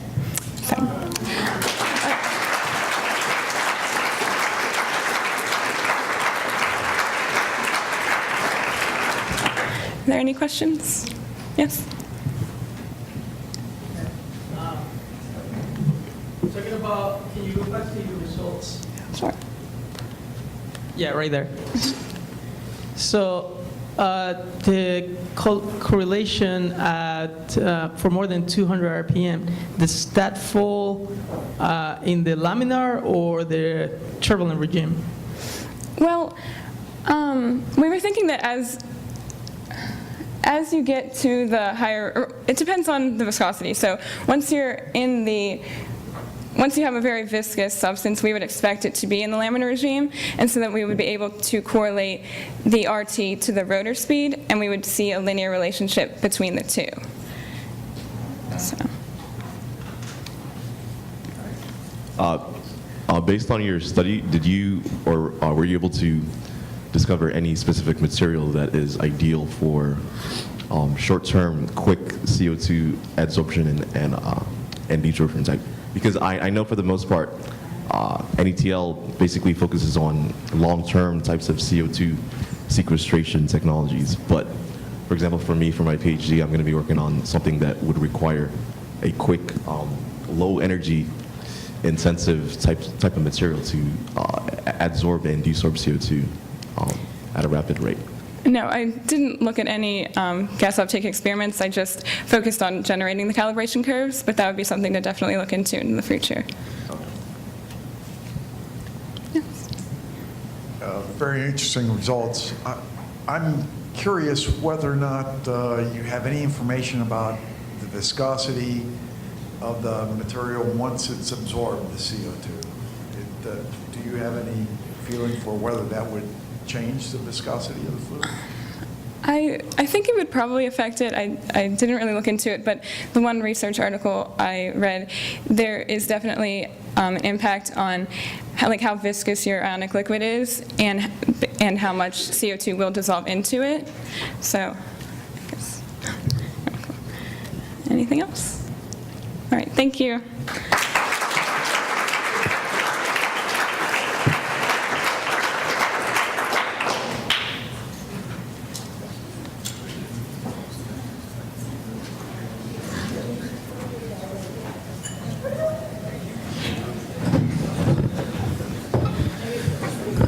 Okay, great job to our morning presenters. Okay, so it's a pleasure to introduce Grant Irvin. Sorry. He's the Sustainability Program Manager for the City of Pittsburgh, and he's going to share some interesting things that the City of Pittsburgh is doing in terms of sustainability. So he's going to talk to you for a little bit, and then we'll have some time for some questions and answers. All right, Grant, it's all yours. All right, thanks, Alan.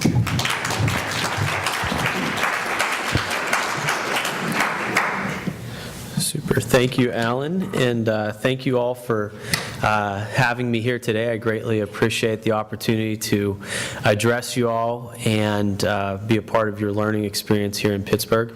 How many folks are from Pittsburgh? You got a handful?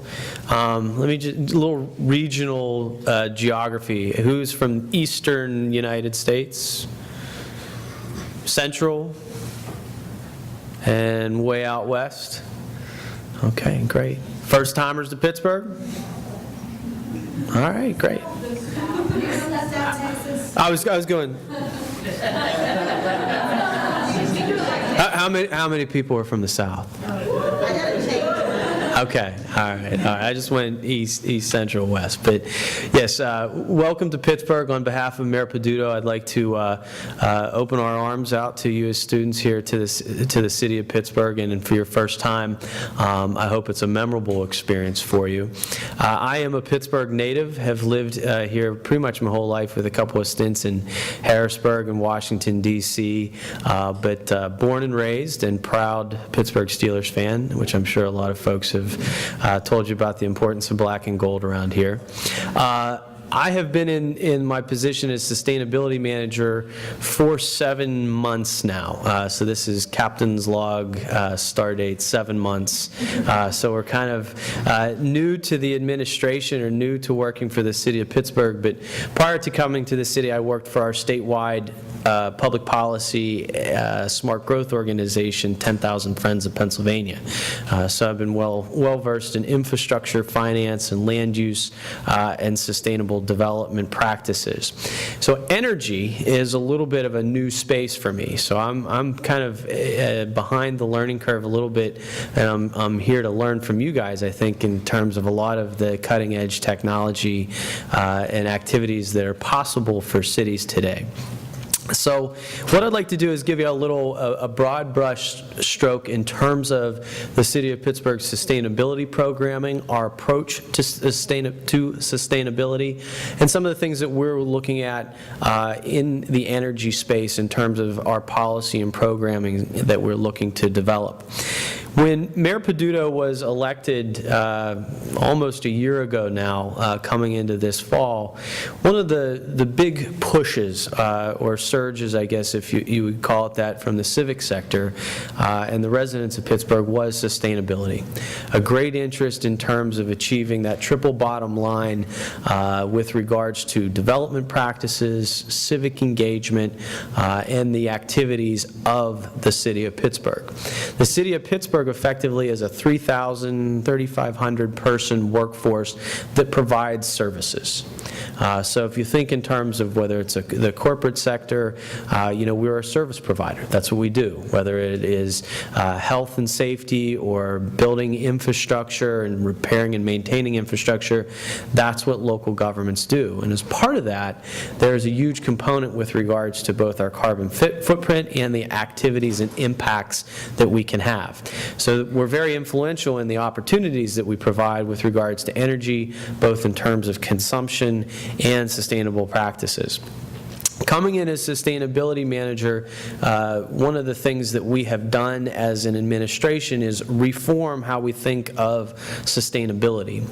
The City of Pittsburgh Sustainability Program is a little under 5 years old with regards to its existence, and primarily most of its focus from its inception was thinking in terms of internal sustainability. So thinking of that organizational structure, that service organization, and its impact on the environment and local government.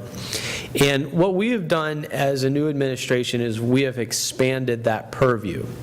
So not only do we think internally in terms of our sustainability performance, which accounts for our energy consumption, our facilities, our fleet management, and our employee engagement, we're also thinking externally. So thinking in terms of how we can make the City of Pittsburgh a more sustainable place. And what that entails is looking at issues such as grid security, infrastructure, water systems, and transportation systems, and how those systems all work together to create a more effective and efficient system of delivery. As part of our process, we've identified 4 key areas that we are focusing on. 2 are kind of the pinnacle of our environmental standpoint or our environmental footprint, so thinking in terms of air quality improvement and water quality improvement. But underneath of that, we are developing programming that delivers more resilient infrastructure systems, as well as finding ways in which we can build and advance the clean economy here in Pittsburgh. Just to speak on air and water quality and then to the other 2. Air quality is a major impediment in Pittsburgh right now. So for my friends out west, you might have noticed something a little bit different. Air quality has been and remains a challenge here in Pittsburgh. And there's multiple reasons for that. If this was your first time here, you might have been surprised, and you're a little bit of a different generation, but 20, 30 years ago, you would see smoke filled in the air, smokestacks, factories, steel being produced, and a lot of that still is occurring. However, we've made major strides with regards to air quality improvement through industrial controls, additions of technology, and finding ways in which we have innovated through the manufacturing process. We've also seen a major loss in terms of our manufacturing capacity.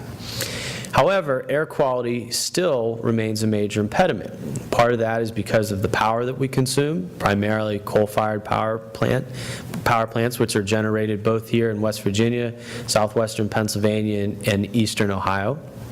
It's also about transportation, so mode of travel, as well as geography. So what we emit up into the air oftentimes stays here because of our topography. And that becomes a major challenge with regards to air quality attainment. That's one of our focuses, finding ways in which we can change systems to improve air quality. Water is another major issue. Our rivers, similar to air, were a major source of industrial production and transport. So carrying goods and services, whether it be gas or coal or heavy manufactured goods, from point of sale to, or point of production to point of sale. That remains. Pittsburgh is one of the 4th largest or 4th busiest ports in the country, and it's an inland waterway. One of the major challenges that we have, however, is what's called combined sewer overflows. Who is an infrastructure background? Anybody dealing with water yet? Water issues? Couple hands? So after I leave you all today, I'll be attending a meeting for our Sewer Regionalization Investment Committee. So part of the combined sewer overflow issue is effectively where stormwater mixes with rainwater. So every time that we have a major rain event, not even a major rain event, anytime we get a ½ inch to an inch of rain, it creates what's called a combined sewer overflow, where the stormwater intermixes into the same pipes as the sanitary sewer, and then it spills into our rivers. Pittsburgh's not alone in this aspect. Cities all across the country deal with this issue, many of our older cities predominantly, where those 2 systems intermingle to create a clean water problem. One of the aspects or one of the issues that we're working on is finding ways to create a new system of governance and a new system of conveyance that allows us to prevent those overflows from happening, but also to use natural infrastructure systems as well as what's called green infrastructure to both collect and retain water at the surface level.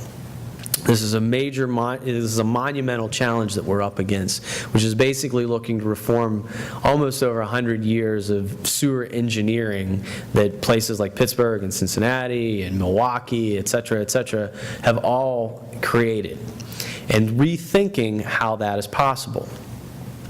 So 2 areas where we're finding ways to create those solutions or solve those problems is through the development of a clean economy program, as well as creating and repairing resilient infrastructure. Through our clean economy program, one of the things that we have developed, actually just last week, was the first kind of development process that we undertook was the organization of a clean tech roundtable. Clean technology is essentially the intersection between business solutions or using the business process to solve environmental challenges. So through Mayor Peduto's leadership, we were able to convene 30 business, university, and civic leaders who are developing different solutions related to clean energy, so renewable energy, whether it's wind, solar, or biomass production, as well as the building performance industry, so looking at materials and technology, so the materials manufacturing that can help make our businesses, or excuse me, our buildings perform at a higher rate, as well as the technology or the sensoring systems that we could use to create building diagnostics or infrastructure diagnostics to provide us data that allows us to manage and improve process. And then the final area is looking at water. So while water remains one of our major challenges, or creating clean water remains one of our major challenges, we're making major technology advances every day here in Pittsburgh with regards to how we purify and source water.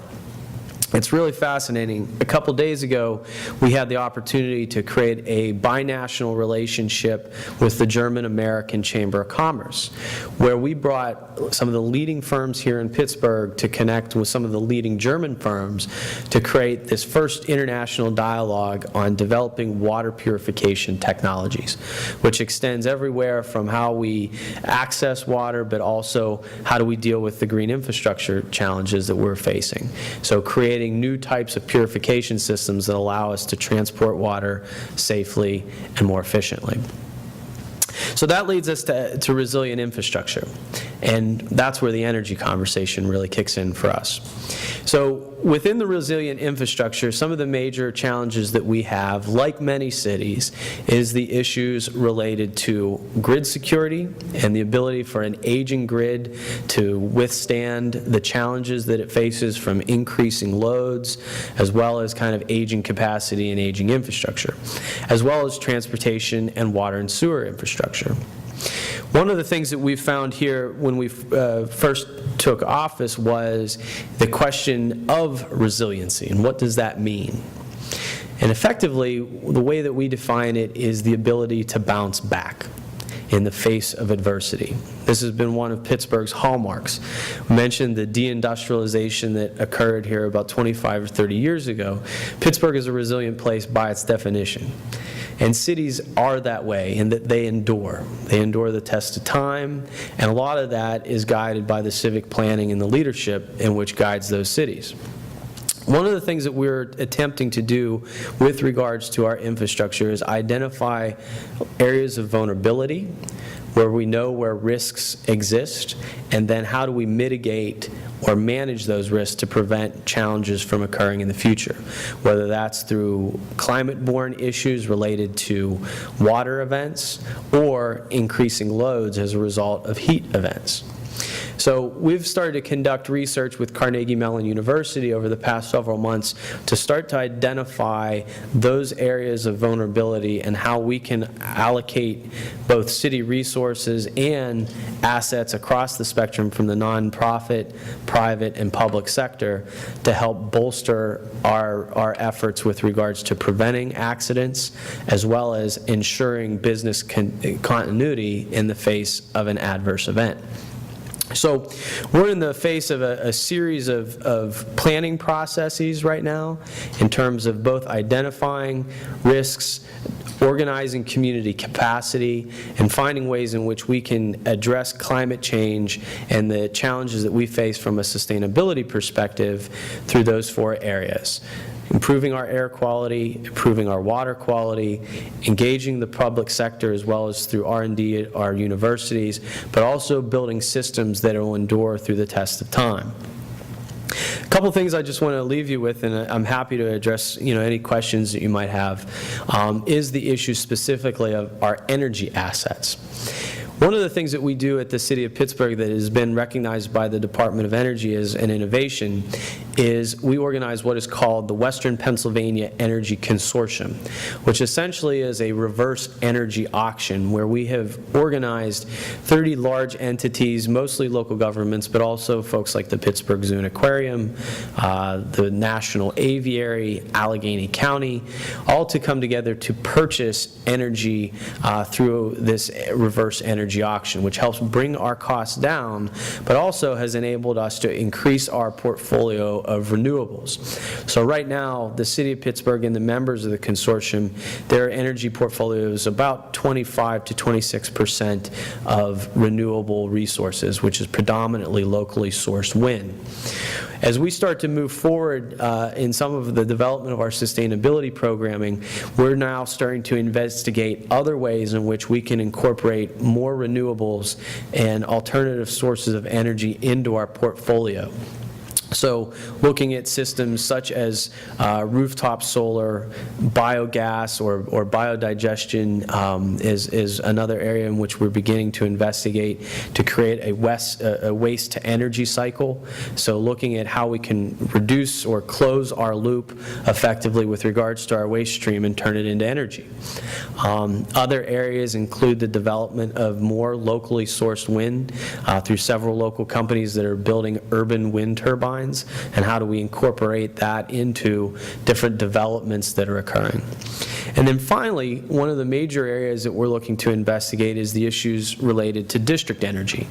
So how through the development cycle can we incorporate systems that are more efficient, that allow us to reduce consumption, but also at the same time improve performance, both from a sustainability standpoint, but also creating reliable energy as development occurs in the city. So once again, happy to have you here. Welcome to Pittsburgh. We're doing a lot of exciting things here. We like to think that we're on the cutting edge, but at the same time, we're also really excited to learn from other cities and other places, and really appreciate the work that you guys are doing. And if you have a couple good ideas, I'd love to put them into action. So thanks a lot. And with that, I'll take any questions that you might have.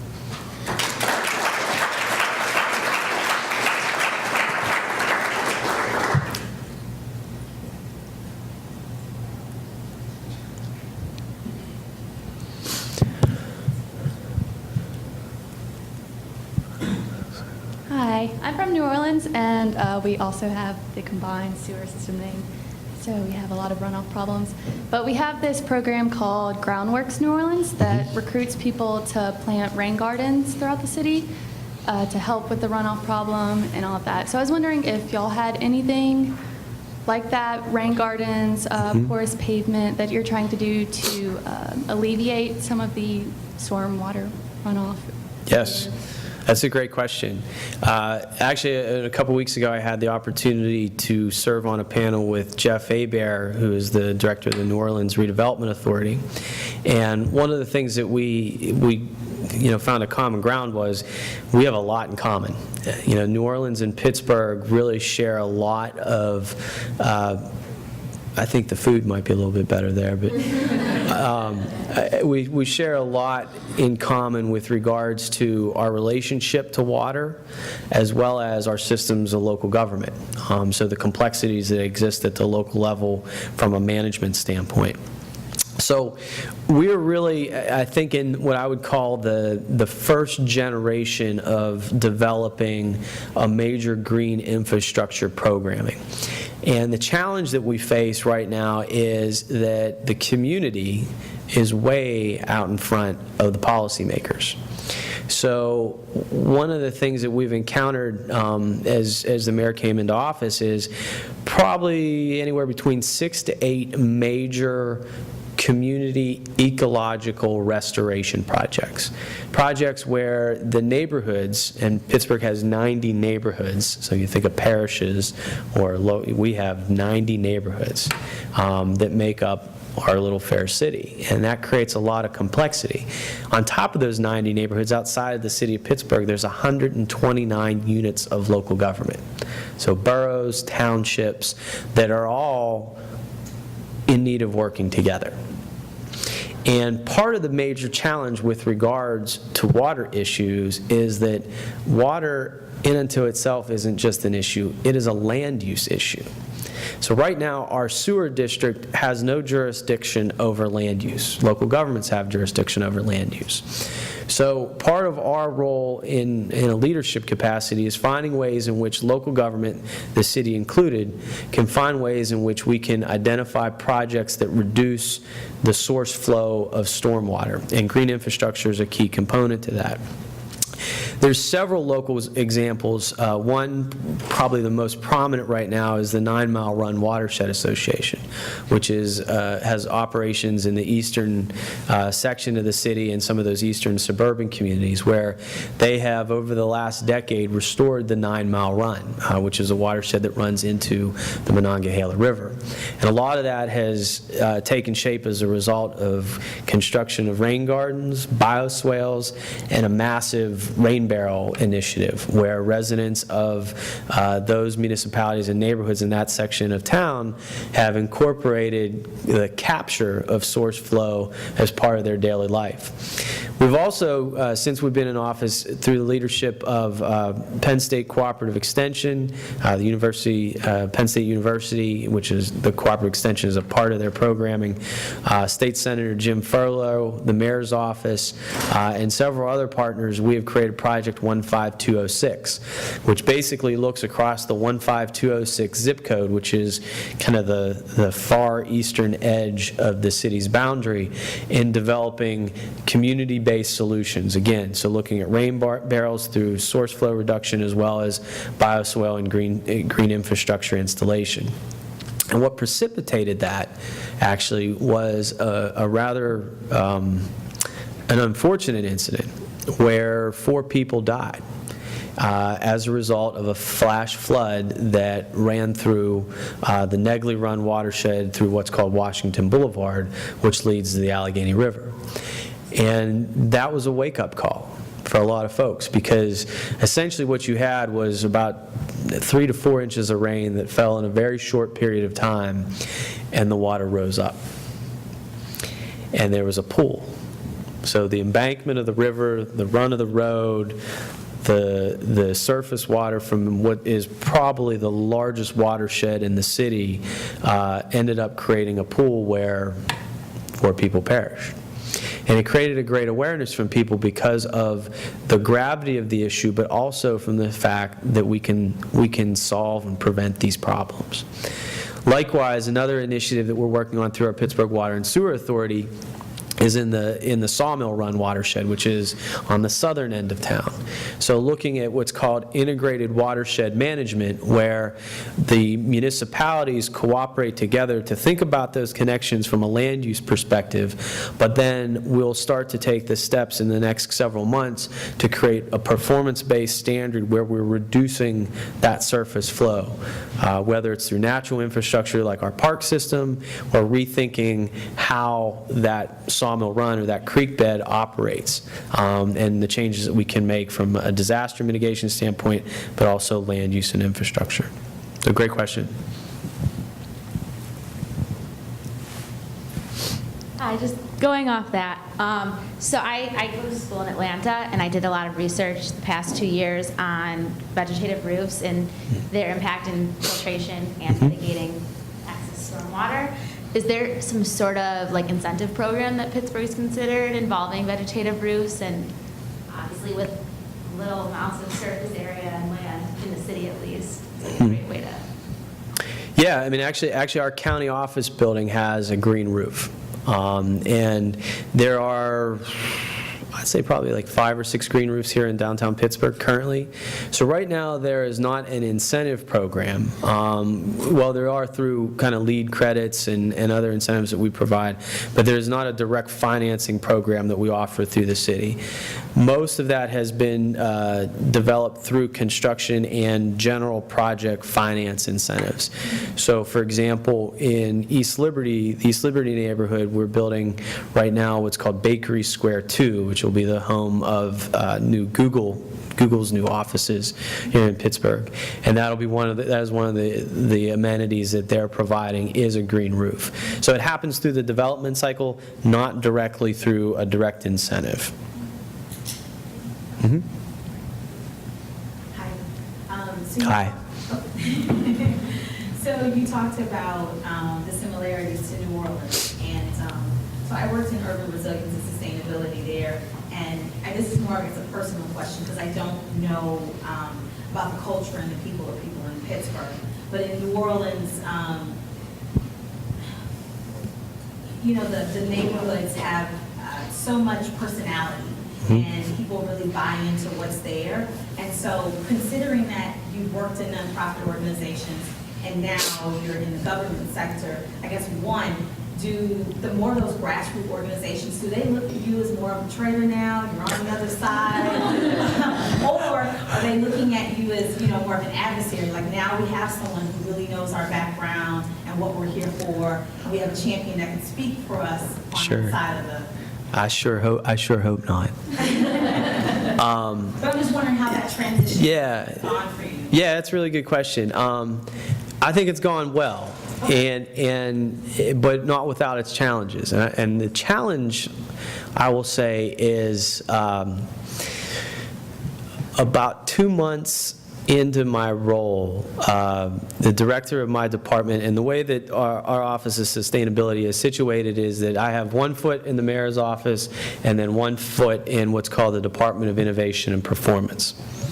So what I neglected to tell you in my story is that the mayor and his leadership has created, in order to address sustainability, one of the ways that we're addressing sustainability is we've created 2 new departments. Actually, technically a bureau and a department. So the bureau that we've created is called the Bureau of Neighborhood Empowerment.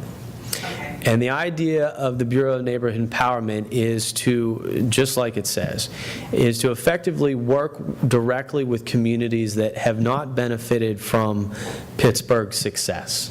So that we now have 8 people who are directly on the ground working with neighborhoods on issues ranging from education to housing to immigration.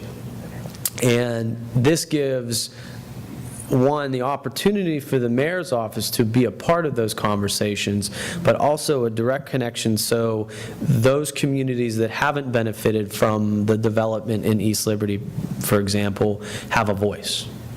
And that their issues are now front and center because of 2 cabinet-level directors, Valerie McDonald-Roberts and Curtis Porter, who are focusing specifically on addressing education inequity and access to education, but then also developing fair and equitable housing opportunity.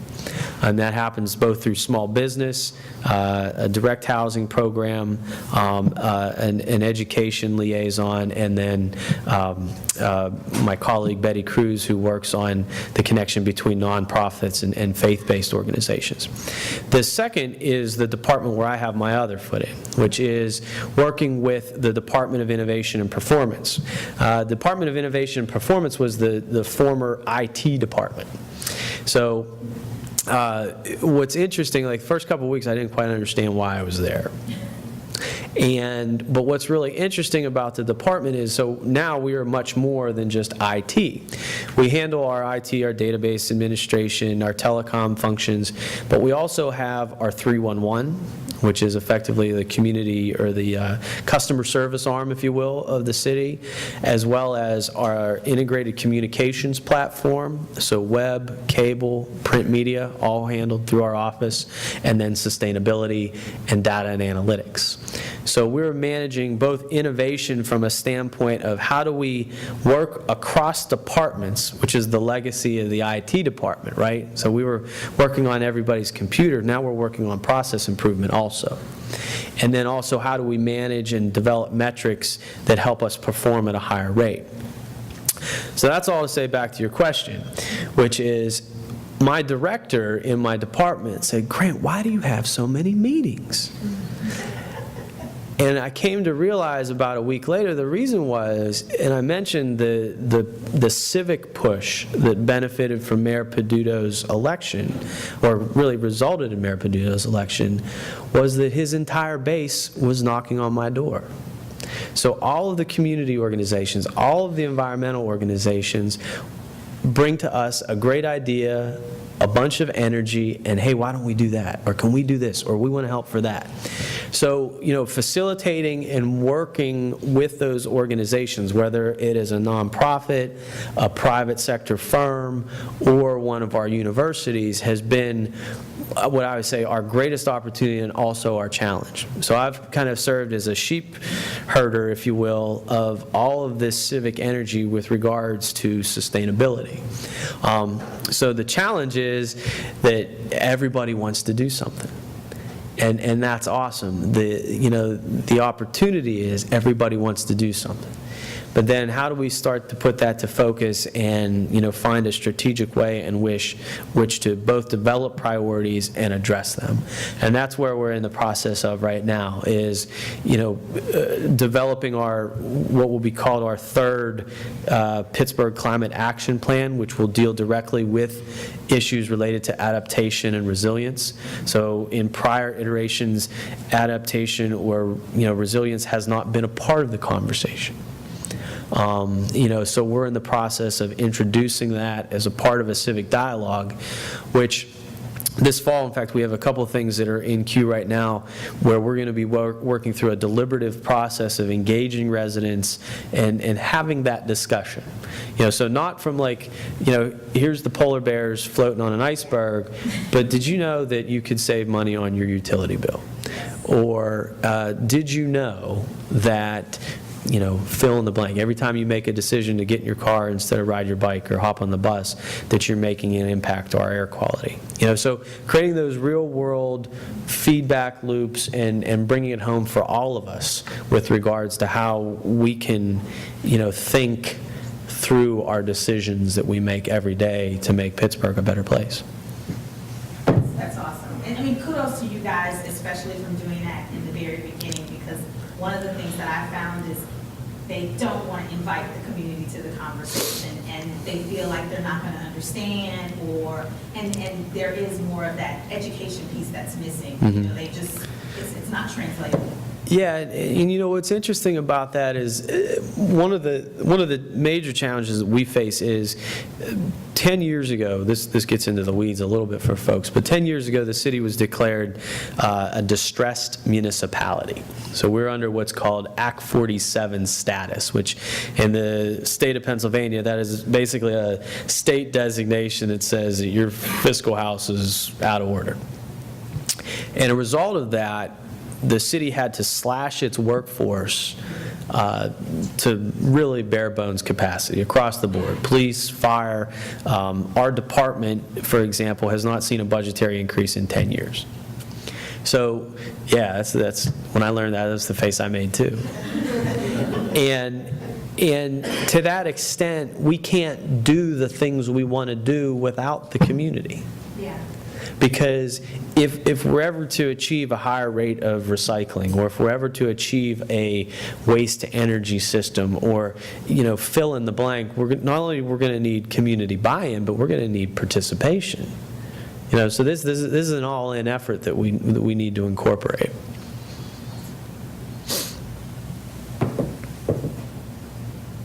Somebody give me a tough one.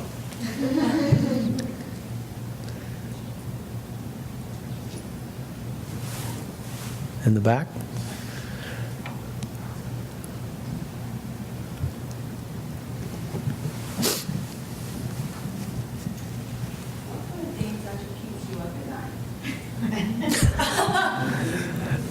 I have a 10-month-old daughter. I'm sorry? That are work-related. That's a good caveat. You know what it is? What keeps me up at night, or what wakes me up at night? Let me answer that. that way is, as part of this role, what is so exciting is that the ideas are infinite. And inevitably, I would say, once a week, I will get up out of bed and I'll be like, oh, I gotta go write that down. And it's either rehashing a conversation or something that I learned, and then I figure out where that fits and how to make that connection. In my role, I'm trained as a public policy analyst, and most of my career has been as a community organizer, as a policy advocate and advisor, none of which had sustainability in the title. And when Mayor Peduto asked me to take this role, I am I the right guy? I mean, why me? And what I've come to learn is that part of my skill set is about dot connecting, about not just my own personal aha moments, but incorporating other people's aha moments, right? And finding ways in which we can put the right people in the right room to do the right things. And that's where community organizing comes into play, right? Is that, you're not necessarily the voice that is out in front, but you're that person who is putting the right people in the right position so that we could succeed. So what keeps me up at night is, kind of the boundless amount of community energy that is out there that's supporting the work that we're doing and trying to find ways to not let them down. That there is this hunger and this desire here in Pittsburgh to create a higher level of performance attainment, right? And that higher level of performance attainment is different than from where we came from and where we are. Like, we understand that arc of history and Pittsburgh's rebound and its success is at a pivot point. And in order to get to that next level is going to require us to address those four things that I introed with, right? We're going to have to find ways to clean our air. We're going to have to find ways to clean our water. We're going to have to encourage, a collaboration between the public and private sector to create the new technologies that are going to solve those problems. And we're going to have to rebuild and, in some cases, reinvent our systems so that in the case of change, that we are able to adapt and address those. So I think that's what keeps me up. That's what keeps me going. And I think, for your all benefit and your position where you're at, that's where this is exciting, right? Like, we're at the beginning of something big. In terms of a shift. And we can shift down into a lower gear, or we could shift up into a higher gear. And, last week we had the EPA regional hearings was here, right? And this isn't intended to get political, but this is more of a social commentary. The challenge there's a challenge and an opportunity with the EPA regulations.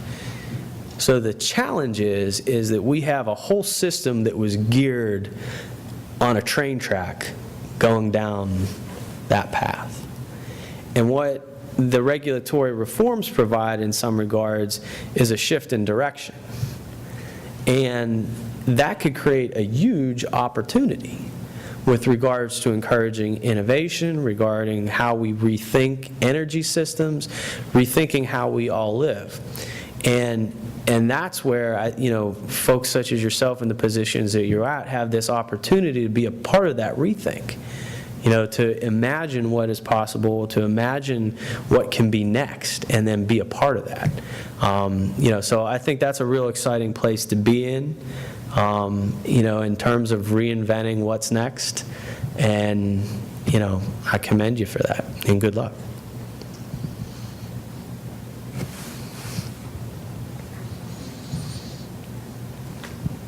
Well, First, thank you for coming to speak to us today.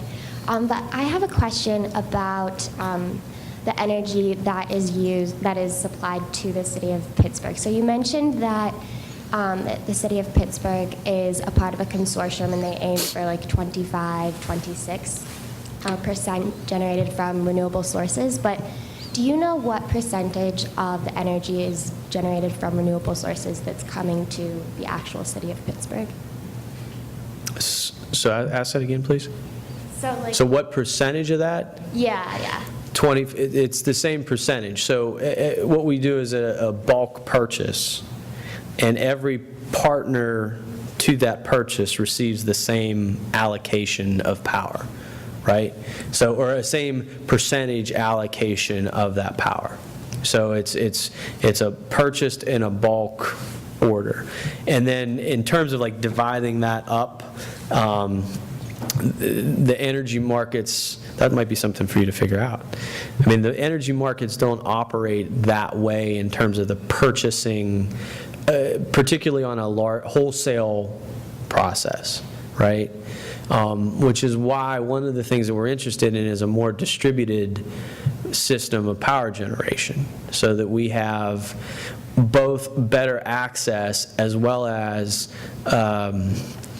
a resource that is also redundant and responsive in case something were to happen. One of the things that we're investigating right now, for example, is hydropower.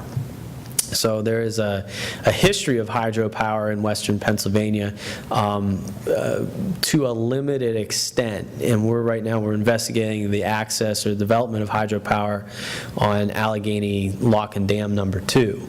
And the reason why we're investigating that is it's close to our water purification plant. So in the case that something might happen, hopefully the river doesn't stop, and the hydro facility would be located about a mile from the water treatment facility. So we could source power directly to the water treatment facility, which is a real issue, I think, for investigation, is this idea of distributed generation.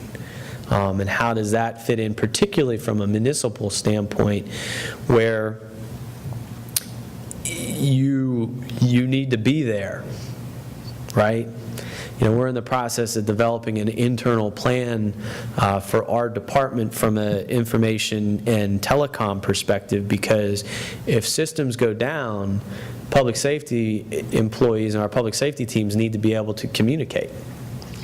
You know, so creating that type of resilience is really essential from a public standpoint, because whether it's a snowstorm or a flood, we need to have those systems in order to be able to provide our services when people need them the most.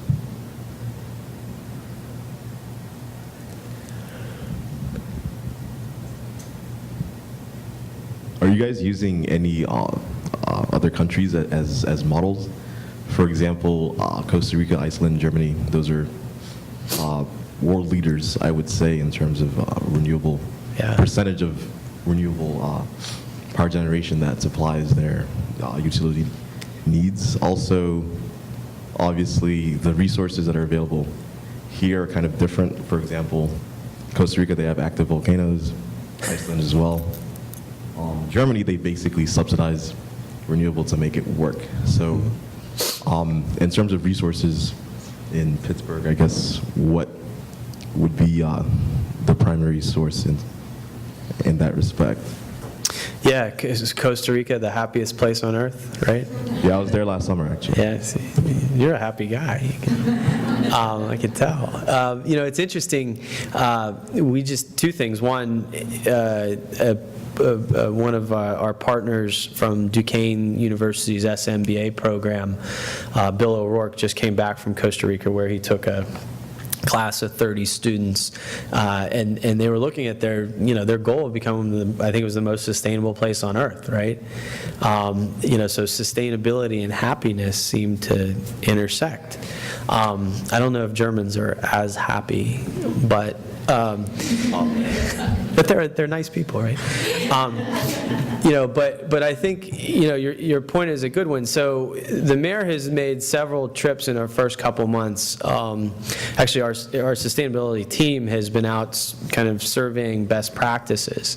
And the mayor has been to Denmark and to Germany, in addition to several other places. Denmark was more looking at bike infrastructure and developing models for our bike infrastructure program here in the city. But in Germany, the big question was really about the connection between industry and energy.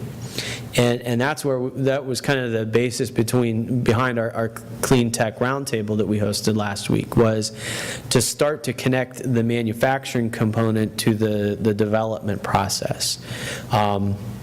Also, part of our interest in investigating kind of a waste to energy cycle. So how do we reduce, tipping fees and sending waste to a landfill that we can put to productive use? So those are some of kind of the nascent thinking that we have right now in terms of investigating and then understanding if that's something that we want to do, what are the steps that we need to take in order to get there, which is really about reforming our waste stream, improving our collection techniques, et cetera, et cetera. The other thing that I would say in terms of kind of the best practice, or who do we model ourselves after, there's a lot of great things. I think, Northern Europe is obviously doing a lot of great stuff. So the Scandinavian countries, Germany are I think out in front on the energy front, and a lot of it is because they're making a conscious decision, right? That they're saying that we are going to make our energy investments in these systems. We need energy. As an industrialized country, we need energy. And you're going to need energy to grow. So the question is, how do you incorporate new systems of energy production and, create some compatibility maybe with existing sources?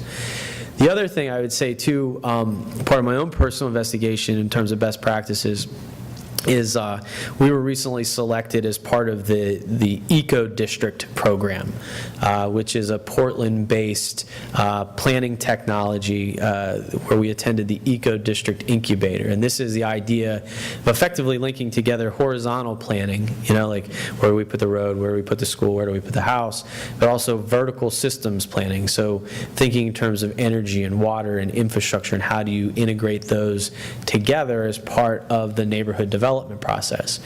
And a lot of that is occurring in the Pacific Northwest and British Columbia. I like to kind of look at the I-5 corridor as kind of one of a model place where we're looking at, but also in our own backyard. I mean, Cleveland, Milwaukee are really doing a lot of great things, both from energy like offshore wind in Lake Erie, or in terms of some of the production and consumption reductions that cities like Austin are engaged in. Is that helpful? Or? Yeah. Couple more points, I guess. You got the mic, so you're. Personally, I think a huge source in terms of urban cities here in the U.S. for the most part, waste production, obviously, like you mentioned earlier, is a pretty significant source. So have you focused at all in terms of biofuel types of technology? Yeah.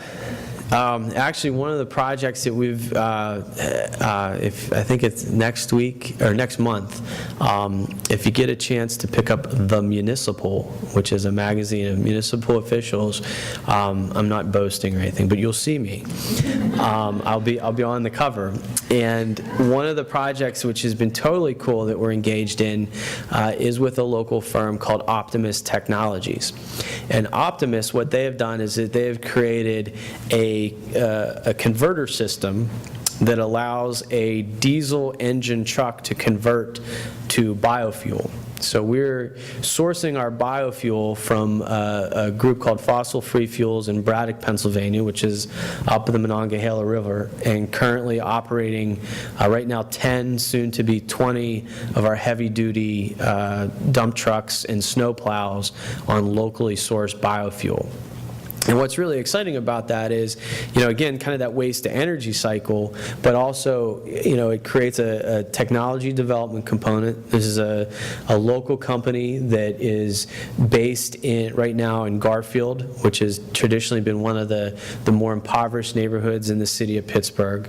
They're working directly with the city of Pittsburgh that through a pilot program that we've created with them to create a EPA-approved process that can now be accessed, or will soon hopefully be able to be accessed by cities and municipalities around the country.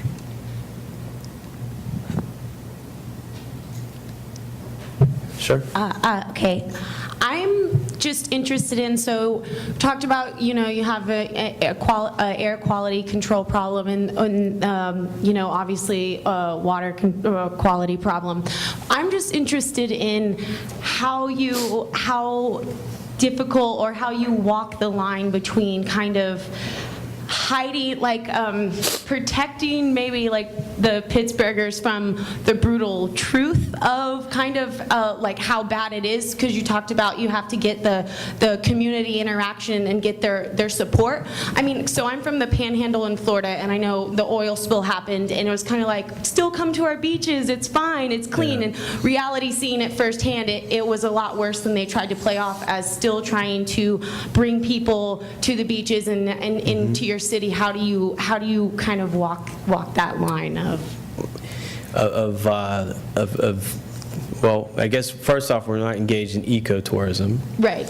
But I think it's a reality check. And the biggest impediment, if you will, is really Pittsburghers and a certain amount of awareness or lack of awareness and complacency, right? When most folks come to Pittsburgh for the first time, they're surprised. They see what is a very picturesque place, and it's better than what they anticipated, right? So we got that going for us. But I think it's a local awareness of understanding both behavior and then not settling. And we work closely with a program called the Breathe Project, which is a program of the Heinz Endowment, it's a local foundation. And what the Breathe Project is geared to is to create that awareness that, that this is an ozone action day, that PM 2.5 is at this level today, to really start to put that into the public's consciousness. So that's first and foremost. And then I think what that leads to is what I would call the next generational type of thinking. So before I came here to speak with you all, I was with the Port Authority of Allegheny County. Port Authority is our local transit provider. And, one of our big conversations with them, really kind of two, I guess, is one, the development of a premium bus service that would really, we feel, help revitalize the Uptown community, which is a neighborhood adjacent to the city of Pittsburgh and between Oakland, where our major hospitals and universities are located. So that provides a transit corridor, if you will, that will create place-based generation, or generate place-based investment, I should say, in what's effectively the neighborhood that has the lowest carbon footprint in the city of Pittsburgh.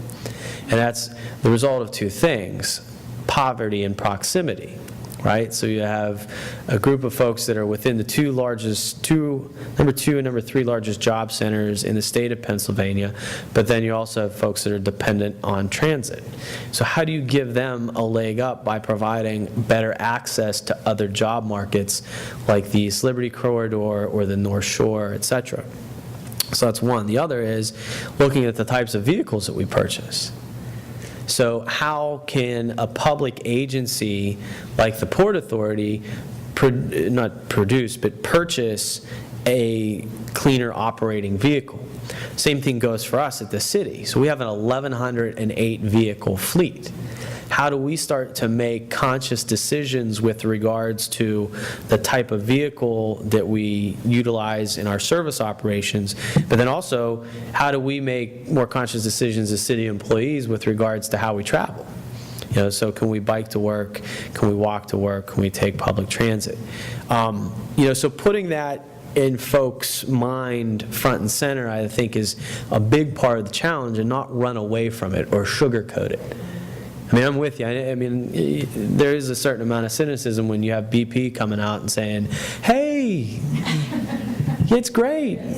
You know, fish is, yeah, they're eating a piece of shrimp and, you know, everybody's happy.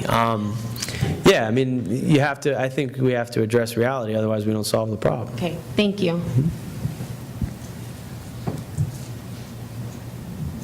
Great. All right, I'm off the hook. All right, well, thanks a lot, guys, appreciate it. Hello, everyone. My name is Laura Dalton, and my mentor this summer was Eilish Rosenbaum, and I worked on the rheological properties of foam cement with a special focus in bubble segmentation. So basically, problem statement, why is all this research important? In order to ensure the safety of foam cement applications, bubble size, bubble diameter, and bubble distribution throughout a slurry under imposed shear stress is essential for making progress in this technology. CT scans and image analysis softwares are also important for making advancements in this technology. And for our purposes, for rheological purposes, we assume the bubbles to be discrete and void of coalescence with no interconnection, because that's the best way for the cement slurry to maintain its stability within a wellbore. So an overview of my presentation, I'm going to give a background of how the foam cement was generated, why these CT scans were chosen, look into the two techniques that were used, and then data comparisons and a conclusion. So this cement was made in the lab at the Morgantown site. It was supposed to be 25% quality, which means it should have 25% porosity throughout the cement slurry. It was also made in a blender with dry Class H cement, distilled water, and additives, and then was added, the nitrogen was added to the cement at room temperature and pressurized at 500 psi. From here, this pressure vessel was capped off at 500 psi and taken to the CT scanner. From there, there were 20-minute scans done subsequently for about 3 hours, like one 20-minute scan right after another for 3 hours. And then right after, well, a day and a half later, there was another 20-minute scan, and then a final hour-and-a-half scan of the same cement core. And could you play the video, please? And then this is just the different scans, the same slice throughout these overall 10 scans that were done. And from the beginning and soon, which you'll see at the end here, there was definitely something that was going on because the porosity seems to have increased. And then from there, I picked 3 regions of interest throughout the core to look at, and I chose the first set of scans, the middle set of scans, and the final set of scans to analyze. And then for the ImageJ process, I decided to use a technique where you just use a midpoint threshold to determine your air and your cement. And then from there, you use, I decided to look into an analyzed particle option within ImageJ, which I will explain a little more here in a moment. Then from there, the particle analyzer was used to generate 3-dimensional volumes of the particles that were taken from the images for both the ellipse and the threshold image stacks. And then a final porosity was found from there, from summing the 3-dimensional volumes and comparing it to the overall volume that was looked at from the regions of interest. So here's a threshold with a 2-dimensional watershed. This is just showing within the CT scans, I pretty much said from this grayscale value to this grayscale value, these are the bubbles and everything else is not important, and that was turned white where the bubbles were turned black. And then the 2-dimensional watershed was added just to look at segmentation in that one XY plane. It's limiting in that you cannot look into the Z dimension. And then from there, the ellipsoid process was done, and this is just showing how that worked. and the overlay of exactly what this is doing. The image, the ellipsoid images are doing a slight overestimation of what's there, and giving a smoothing to the edges of the bubbles, and it's giving more substance to the smaller bubbles and the smaller porosities within the threshold that are, when it's only picking up about a pixel for a bubble, whereas this is giving it more substance. Then here are 3D image renderings of the 3 different scan times over in the one region of interest, and then below are the ellipsoid matching renderings that were created from that. As you can see, it's very hard to distinguish one bubble from another, and they're pretty much all interconnected in some way because, again, of that limiting, not being able to segment it in the Z direction. And then from there, the results, there was always a higher porosity for the ellipse images than the threshold. That was expected, just looking at the overlay image that I had just mentioned previously. That was expected, and then from there was a large difference between the ellipsoid and the threshold images for the first set of scans, probably because the porosity was very, very small in these scans and they were low resolution, and then the difference between the ellipsoid and threshold actually decreased as you went from scan to scan. But the overall porosity, which was averaged between the 3 areas and then the 3 matching ellipsoid areas within a scan, that's how I got the average porosity. And as you can see, they're increasing from scan to scan, which shouldn't be happening. And then the Aviso fire technique I looked into, here's the original images. Then a small filter was added. A threshold was applied, the same threshold process that was used for the ImageJ process, and then an opening filter, a separate filter, and a labeling filter. Then from there, here are the 3D renderings in Aviso. As you can see, the bubbles are segmented, and even bubbles that are touching are still being represented as their own separate entity and being seen in their own volumes can be constructed. And then can you play this video, please? This is just to show what's going on in the Aviso process. This is after the threshold has been applied, and these are the XY, XZ, and YZ planes all going over each other. And then here is this is after it's been separated and the opening filter had been applied. And then from there, the labeling analysis module was connected. And this basically generates volumes, 3-dimensional volumes, area, and the X, Y, Z points within the volume being looked at. And this is a 3-dimensional rendering of the bubbles there, just to show you from another view that the bubbles are indeed separated from all different directions. And then I also filtered out, for this instance, bubbles that were under 1,000 pixels cubed, just to see how they were in relation to the larger bubbles and how the distribution was occurring in this particular scan set. Again, the porosity was higher in the ellipse images than the threshold. In this case, it was pretty consistent, about 3.5% difference. This was most likely because it was a more controlled situation or technique, because whatever I was doing to the threshold images, I also did to the ellipse images, and most likely pixels that were eliminated because of the separating filter and opening filter were done in both sets of scans. But again, the biggest thing to get out of this is that from the first scan to the middle scan and then to the final scan, the porosity is still increasing. And then these were frequency distribution graphs. This is from the ImageJ technique, and there's not much variation. There are barely any points even on this graph. Whereas in the Aviso, this is a much better variation with more distribution, and it's just giving a better idea of how many bubbles are there on a very small microscopic level. And then I started looking into sphericity, which sphericity is the point to which a bubble is spherical, or these objects within the cement are spherical, and a bubble that is perfectly spherical will have a value of 1. The threshold images were giving an average sphericity of 0.82, whereas the ellipsoid image was giving an average sphericity of 0.89. So it was shifting towards 1, but not making it perfectly spherical, which is good because most likely these bubbles are not perfectly spherical. But this is just something I've just recently looked into.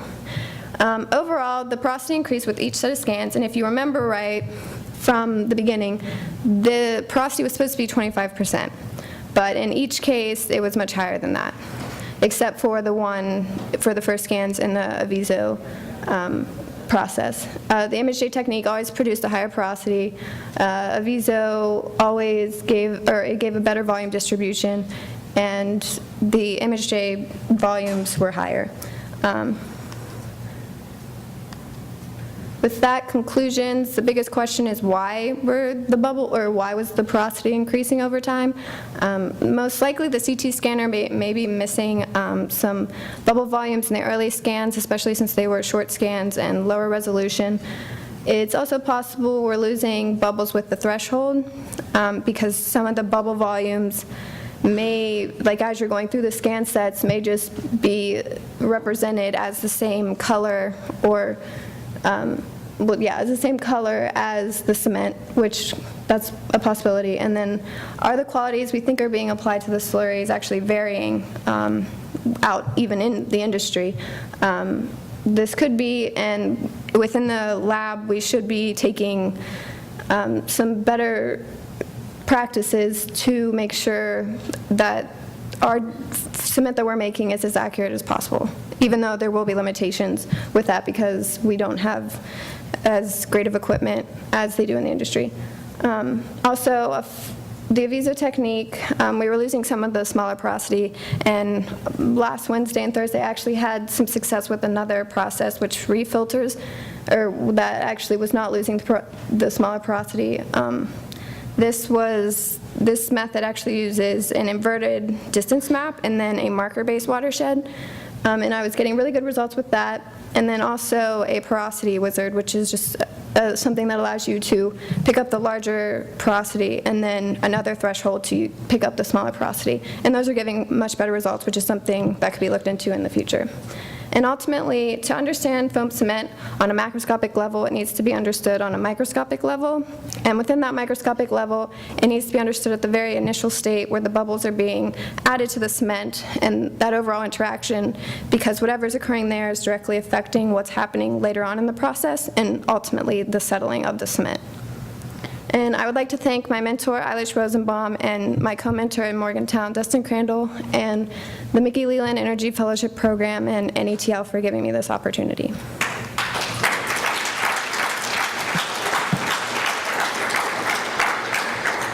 And are there any questions?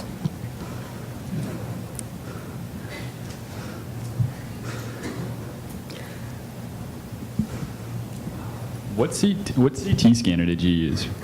Well, I wasn't there when they actually did all of the CT scans, but it's the largest one they have, whatever. The medical one? Yeah, Okay. as far as I know. Do you think they could? Industrial, yeah. Oh, yeah, it's not the micro, Okay. if that's what you're asking, So no. do you think you could do it on micro and get better resolution then? You could, but we were wanting to see what was happening right after the bubbles had been injected into the cement, so they were still moving, and we needed to get really fast scans to see what was happening there, yeah.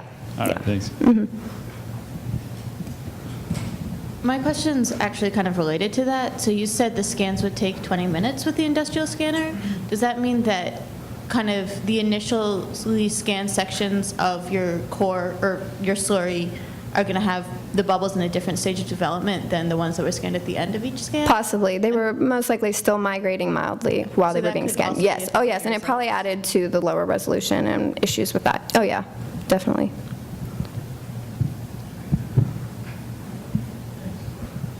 I have two questions. Okay.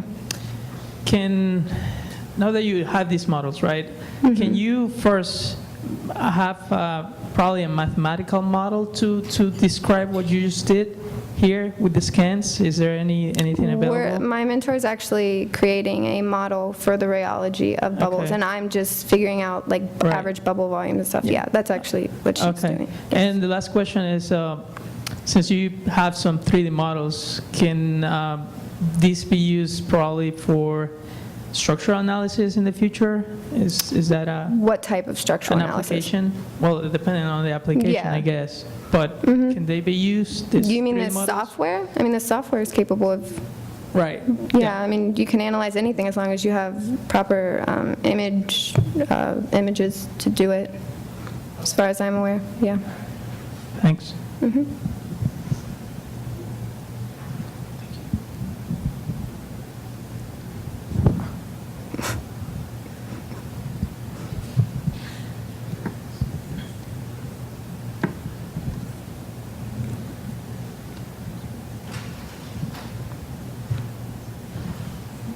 Yeah.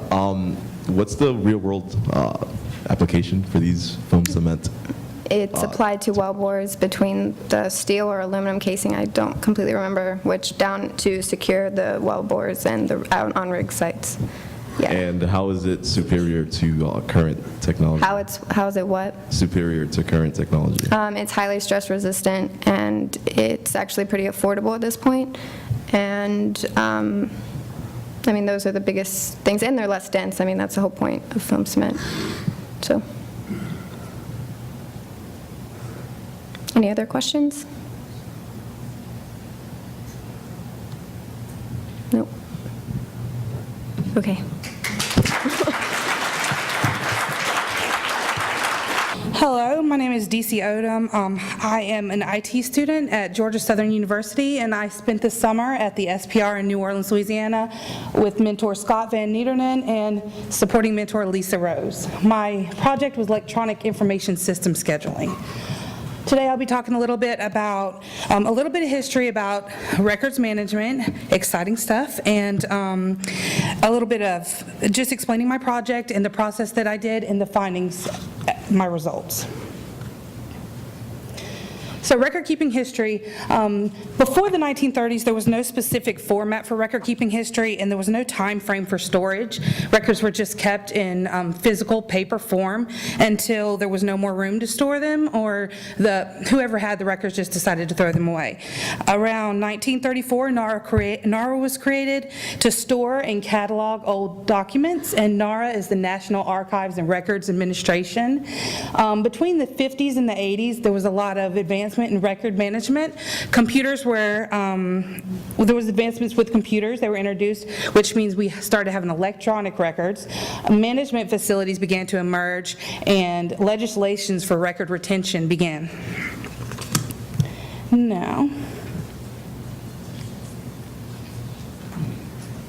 where do I point this thing to make it work? Okay. Now, currently, the current directive from the Obama administration is M1218, which is used to improve performance and promotionness of openness and accountability for all government agencies. And what the goal for this directive is by 2019, all federal agencies to manage permanent electronic records in electronic format. So it's geared toward more electronic records than paper records. Now, electronic information system scheduling is based on using an electronic information system, which is a system used to house computerized federal records and other information, and also record scheduling, which is, it's a document that describes how long you have to retain records and what to do with them when you no longer need the records. Now, in the SPR, all the information systems are going to have to be evaluated to make sure they're in compliance with the derivative. And so I was assigned the ATS system to develop the process. The ATS is Assessment Tracking System. It's a system the SPR uses as web-based, and it's used to track nonconformances and document the root causes and the corrective action plans for nonconformances.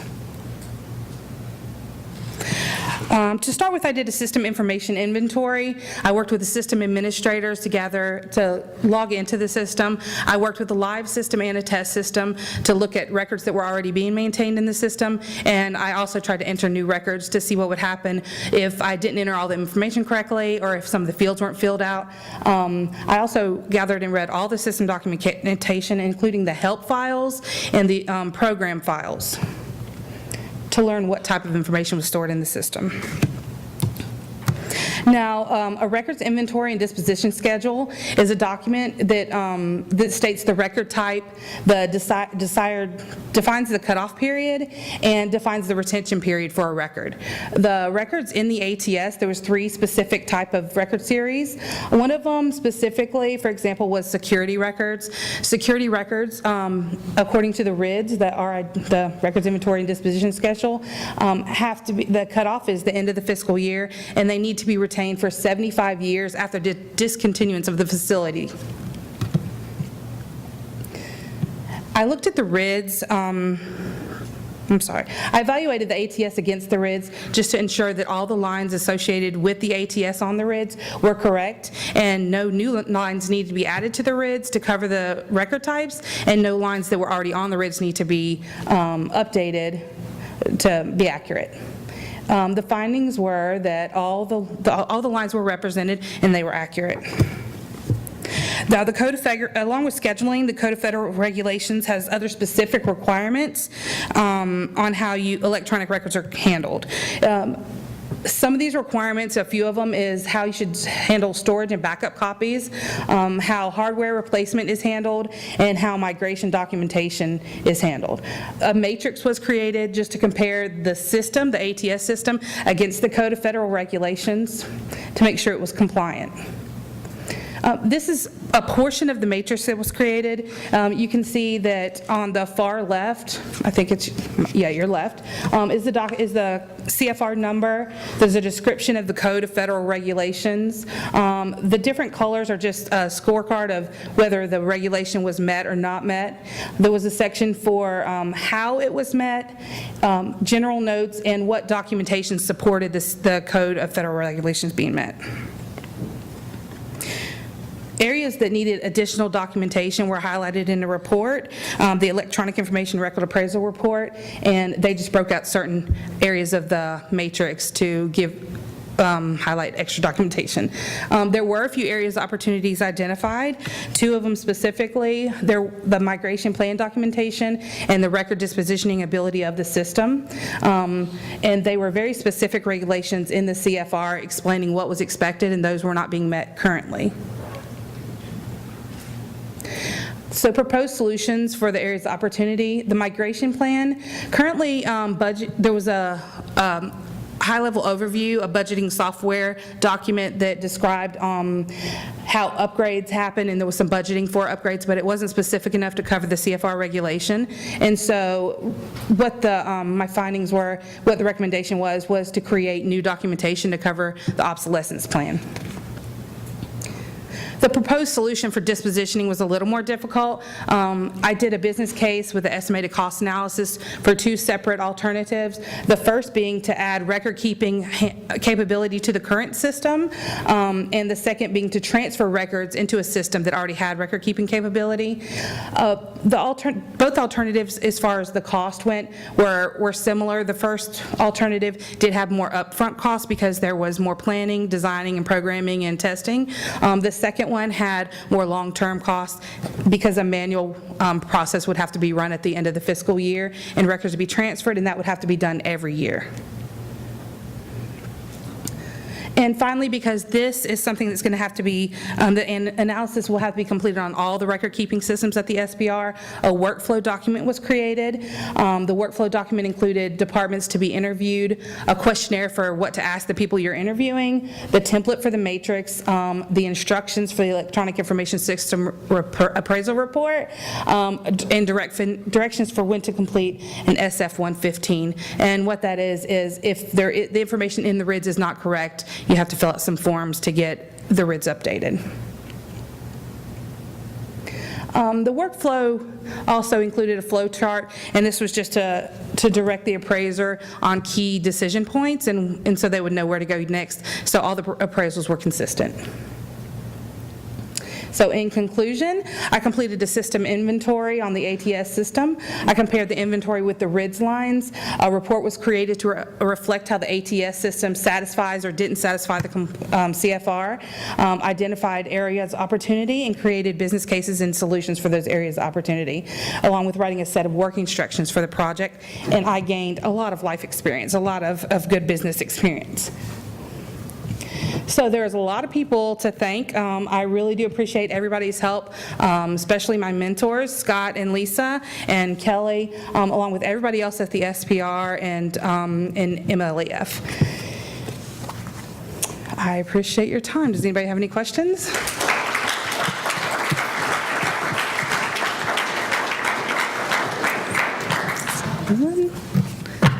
No? Okay, you have a nice day.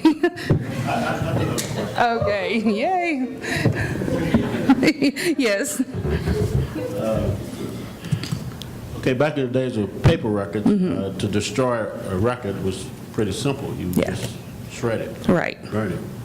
But in today's world where you have backups of backups and archives of archives, when it's time to destroy a record, how do you ensure that it's destroyed? That's actually a really good question. That's part of what I had to look at was the CFR has very specific guidelines on the backup systems, and then make sure that the backup systems are not being used for a record-keeping system, that it's strictly a backup.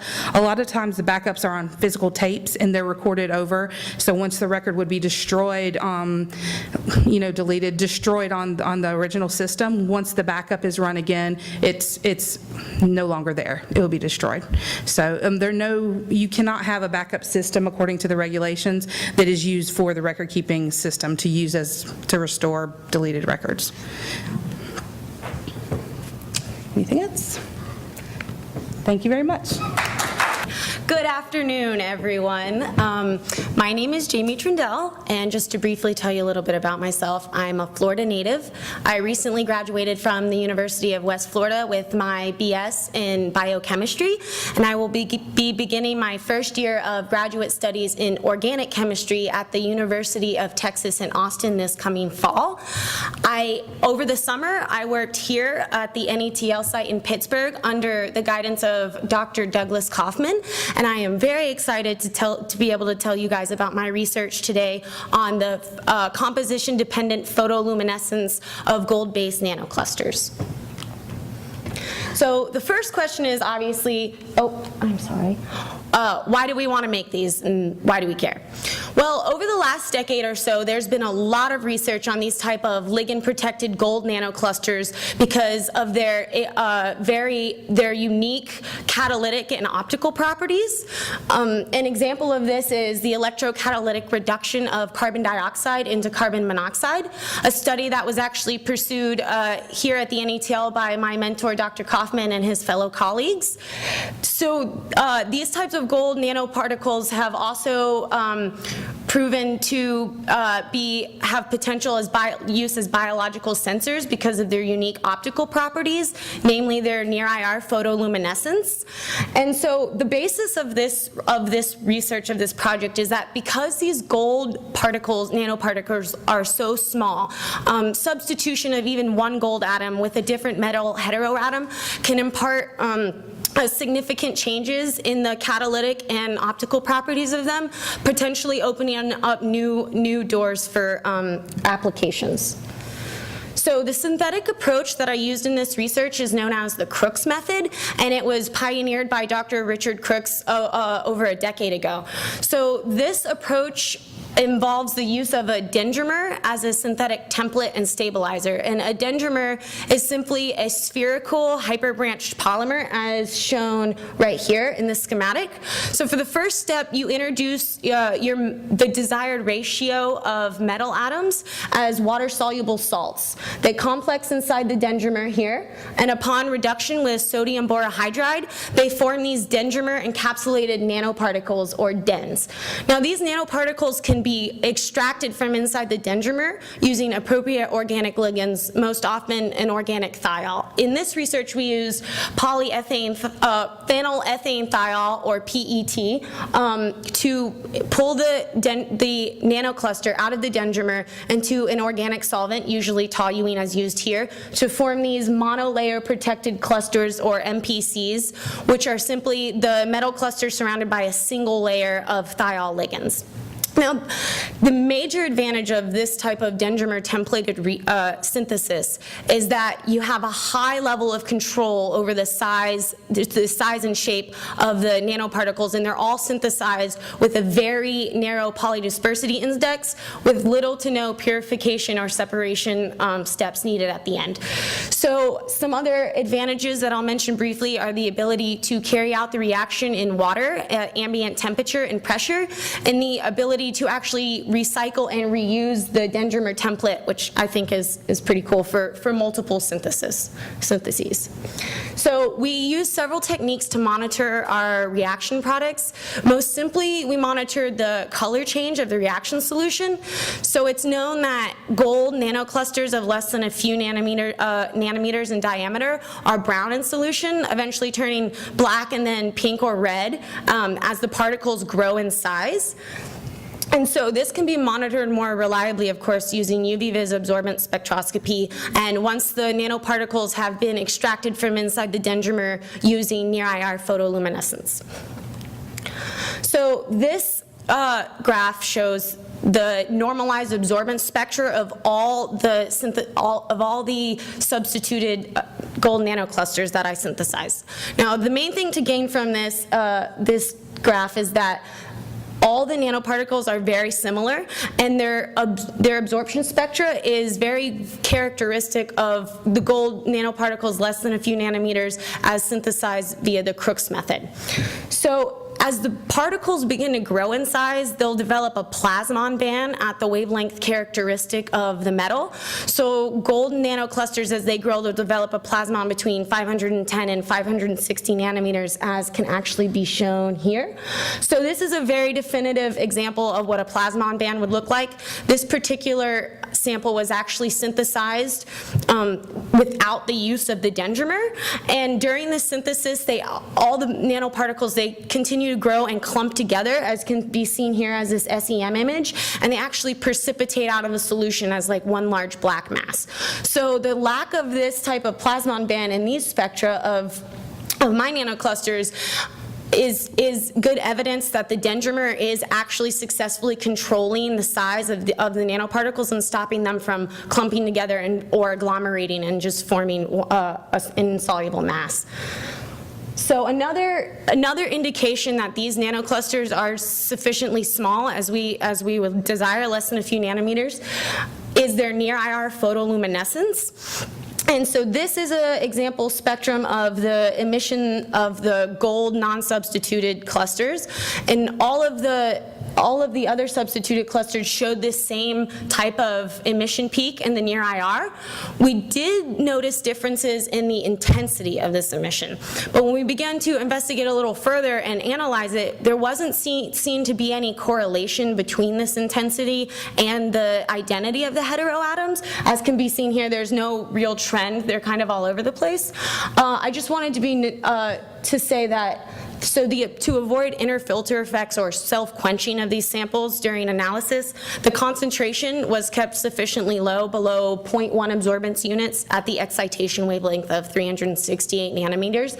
And all of this data was collected from at least 2 synthetic batches to ensure reproducibility.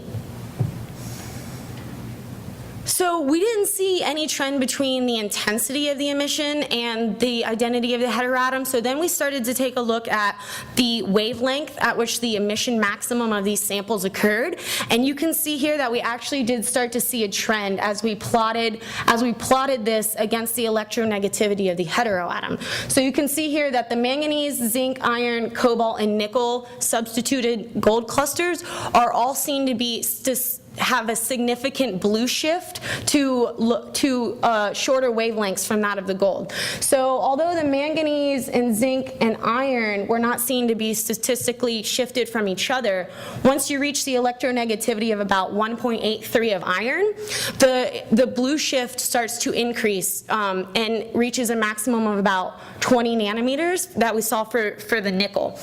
upon substitution of the nickel. And all of this results are significant at a confidence level of greater than 95%. So we think we see this trend between the electronegativity of the heteroatom and the wavelength at which the emission maximum occurs. Then something unexpected starts to happen upon substitution of copper. So as can be seen here, we see a large shift as we saw with nickel, but instead of blue shifting to shorter wavelengths as with the other heteroatoms, copper actually red shifts to a larger wavelength by 20 nanometers. And although we're not exactly sure what's going on and why this is happening yet, these results are also supported by some recent literature actually published by Dr. Jill Millstone and her group at the University of Pittsburgh right next door, where they were working with very similar, although slightly larger, ligand-protected gold clusters.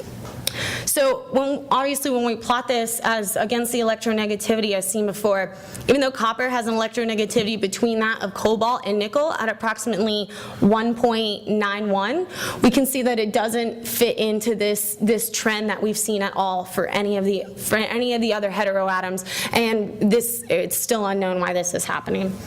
So by continuing this research and further characterization of the nanoclusters, we hope to be able to start elucidating the underlying features responsible for these changes in optical properties. And eventually, we'd like to be able to predict what the shift is going to be without actually having to synthesize the clusters first. And so we hope to be able to, XRD specifically, will be able to tell us if the copper is imparting a different strain or bond length within the cluster itself that might be causing this. We also hope to characterize them by SEM or TEM because they're too small for SEM analysis. I actually received an email from my mentor today, and you took a preliminary look at our gold clusters with TEM, and they are about 2 nanometers in diameter, as that we were hoping for, so that's pretty exciting. We hope that by doing MALDI and TGA in this XPS that we'll be able to definitively define the overall composition and the molecular formula as well as the electronic structure, especially the oxidation states of the metal atoms inside the nanoclusters, because at this point we don't really know what any of the oxidation states will be. And unfortunately, I won't be around for any of this, but Dr. Kaufman will eventually get around to testing the reactivity of these nanoparticles with carbon dioxide to see if there's any unique and exciting potential catalytic applications that we can pursue. So in conclusion, I successfully synthesized these 6 different metal heteroatom 3D transition metal substituted gold clusters, and we're able to successfully tune the emission maximum of these clusters. And although we need further characterization to see if we can potentially utilize these for catalytic purposes. I'd like to thank you all for your attention. I know it's been a long day. We're almost done. At this time, I'd like to answer any questions anyone may have. Thank you.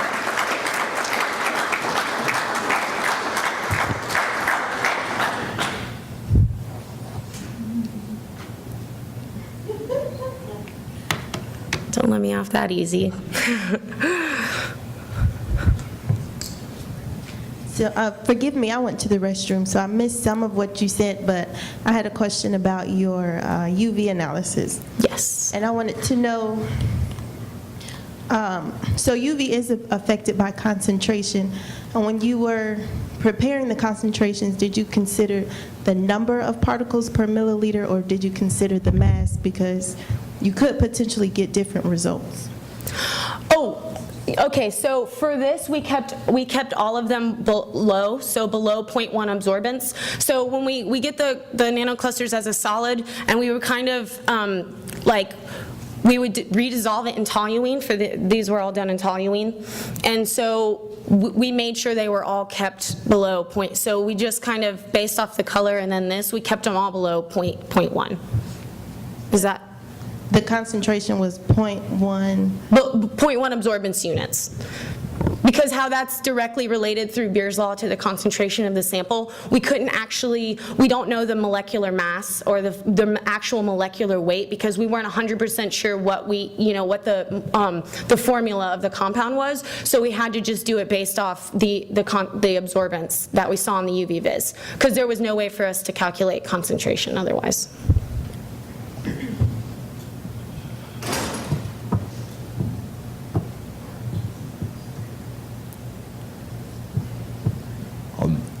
I know at this point this seems like a relatively fundamental science type of research, but how is this technology promising in terms of being superior to current photocatalytic water splitting catalysts such as silver? Because I know for my PhD I was actually kind of recruited by a faculty at UC Riverside, Philip Christopher, who uses I believe silver for photocatalytic water splitting and CO2 splitting as well. Because it seems like it's more currently like you're developing the gold nanoclusters. I'm not sure what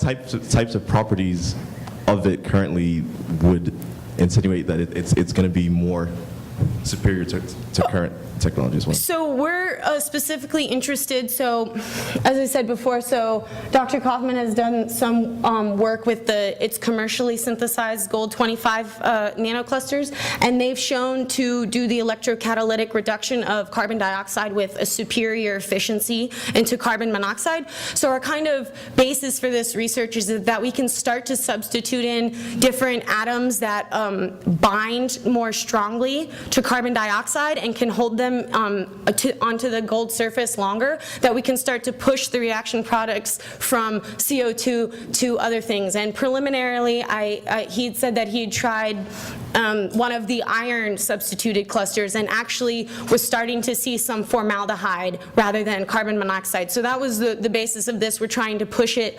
to other more useful precursors, and carbon monoxide is something that's used in industry, and so is formaldehyde. So that was kind of the applications and the push for why we were doing this. So the CO2 is the main application? That's what we're looking at right now, yes. So that was, if we could push the conversion of CO2, we weren't looking at water splitting or anything like that. Okay, all right, thank you. Any other questions? Okay, thank you for your time. Anyways, my name is Andrew Sisler. I'm a senior mechanical engineering student at the University of Maryland, and I'm going to talk to you about my project investigating film cooling for simulated gas turbine components. These two diagrams give a good picture of the test rig that we used. At NETO we have pretty unique capabilities because with the natural gas combustor that we have, we're able to achieve high pressure and temperatures that are very similar to those gas turbines actually used in industry.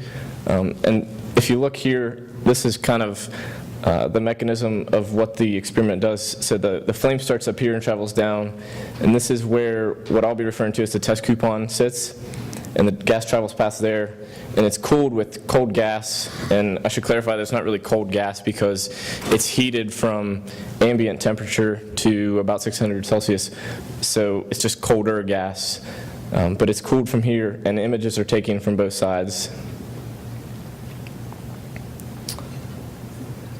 And the coupon tends to confuse people a little bit about why we call it a coupon and what it really is. And so this is a turbine blade right here. And in real gas turbines, the way that they're cooled, at the base here, colder gas from the compressor of a gas turbine is injected through here, and the outlets are on the surfaces of the blade. So this piece is just really just to simulate this portion of the blade where the film cooling is. So these are some thermal images of the coupon itself, and this here is the cold side. And the cold side presents some significant challenges because this is where all the instrumentation lies. So there's 4 thermocouples on the coupon itself. And there's 2 sites where they lie. And there's one on the cold side here and one on the cold side here, and then there are holes drilled through the width of the coupon to almost emerging on the hot side where the hot side thermocouples are. But the wires and the welding locations and the paste for these thermocouples create some radical temperature readings, which we know are wrong, and so it requires some filtering, which these 2 regions here that are highlighted are regions that we use for kind of a baseline measurement. So we took max, min, and just average temperature readings within this region to use as a baseline for this image over here, which is after the filtering. You can see that it has created a lot more uniform temperature. This is the hot side of the coupon, and when you look at it, you can tell that it's not necessarily a uniform temperature reading, which the reason for that is it's a swirl stabilized combustor that we use, and that is a good and bad thing because in industry, a lot of gas turbines have swirl stabilized combustors, so in that regard, it is very similar to what is actually used, but for our experiments, it doesn't allow us to get the uniform temperature that we want on the hot side to get the best data. Another interesting challenge was figuring out how to get the thermal images that we get into the program that I used to model this thermal setup, which was called ANSYS. So there was a lot of macros and programs that I had to write to get image day to convert the pixels to the coordinate locations, which is what ANSYS interpreted. And so you can see here from the thermal image to the actual ANSYS model, I was able to do that successfully. And the real question that we're looking at is how good is an assumption that we make? And the assumption is for the equations that we use to calculate the film cooling effectiveness is that the heat transfer is one-dimensional, and that's a pretty big assumption. So we're looking at what the value of this term right here is, which is the Q in the z direction over the Q total. And ideally, to be one-dimensional, we want this to be as close or equal to 1 as possible.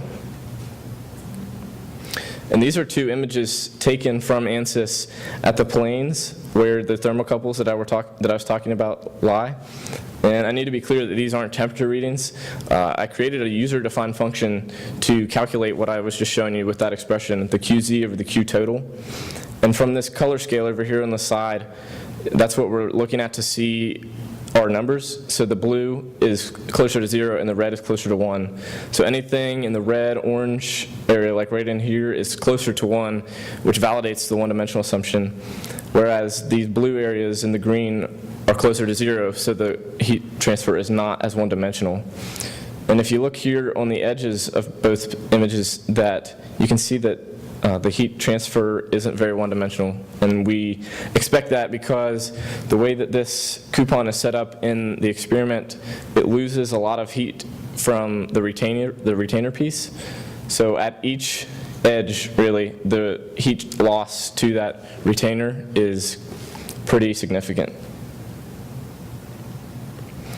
And I need to kind of set up this video before I play it. But this video that I'm about to show you is taking a plane through the coupon and traveling all the way down the length of it, and it starts at the upstream side of the coupon and travels to the downstream. And you can see as it goes through to the film cooling holes and at each thermocouple plane how that ratio changes. So it starts out at the edges with a pretty poor ratio, and also at the film cooling holes right here. But once it gets farther downstream from that, you can start to see this red fill in more, which validates that one-dimensional assumption better. And then as it gets closer back to the other edge, it gets back closer to the green and blue areas.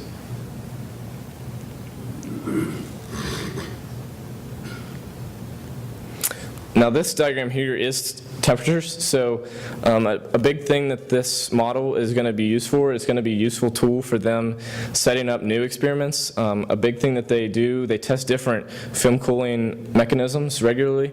So just last week they were testing one that was called a tripod, which is where the inlet hole splits off into 3 holes for the outlet.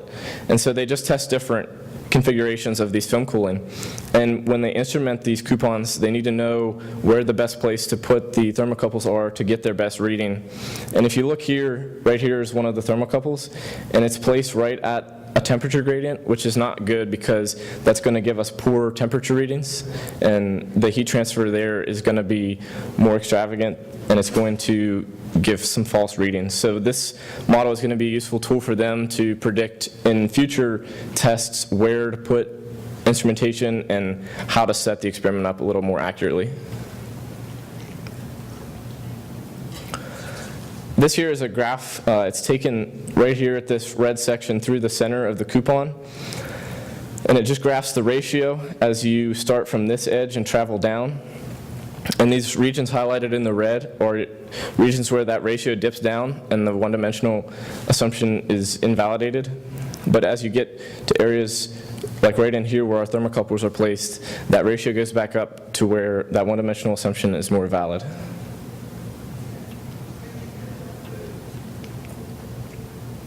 The other variable that we were looking at was blowing ratio, and that is the ratio of the velocity of the coolant gas to the velocity of the hot gas. And we tested a blowing ratio of 0.5, 1, and 2. And if you see here, the line for the blowing ratio of 1 gives kind of the best data, and that's good because in industry, like I've been talking about, most gas turbines use a blowing ratio of 1. And this data is for this green shaded square right here, which we just kind of termed the region of interest. And it contains both of our thermocouple holes, and it ignores those boundary edges where we know the data isn't as good, so we're able to focus in on this better. And the other difficult part about this is to really say that we have a one-dimensional heat transfer, that ratio has to be 1. So it's kind of an arbitrary number that you're looking at for your ratio down here. So if you want to say that at 0.75, the ratio of the Z flux dominates, you can look and see that most of your points lie above that. So this is just a good visualization of what your data actually gives. This is just kind of a list of different programs that I had to learn to use and become familiar enough with to do some of my modeling and setups throughout the summer.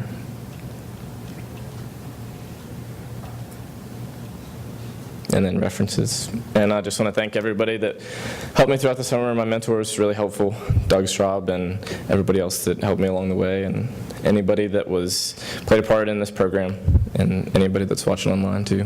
Hello to you guys. So I'll take any questions.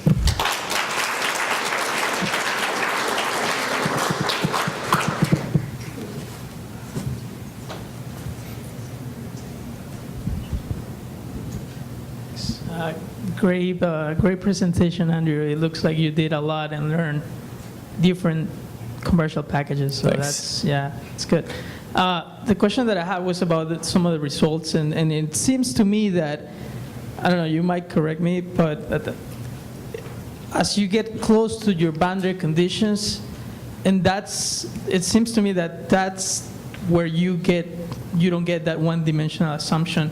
I don't know, that's my question. Is that you saw it that way, or? Yeah, I mean, they kind of know that and they recognize that in their test experiment, and there's a lot of things that are being investigated further to try to mitigate those issues. That retainer piece that I was talking about that holds the coupon in place, they had to drill holes at each corner of where that coupon sits for thermal stresses to relieve the thermal stress in that piece, and so that allows that hot gas stream to enter into like the width of the coupon, which talking with my mentor a lot, we think that could have some pretty significant effects on the other factors that lead to different directions of the heat transfer. So looking at like putting insulating rope into those holes and trying to get rid of those effects, yeah, just trying to make the experiment more accurate they're looking at that more. Thanks. Any other questions? All right, thanks then.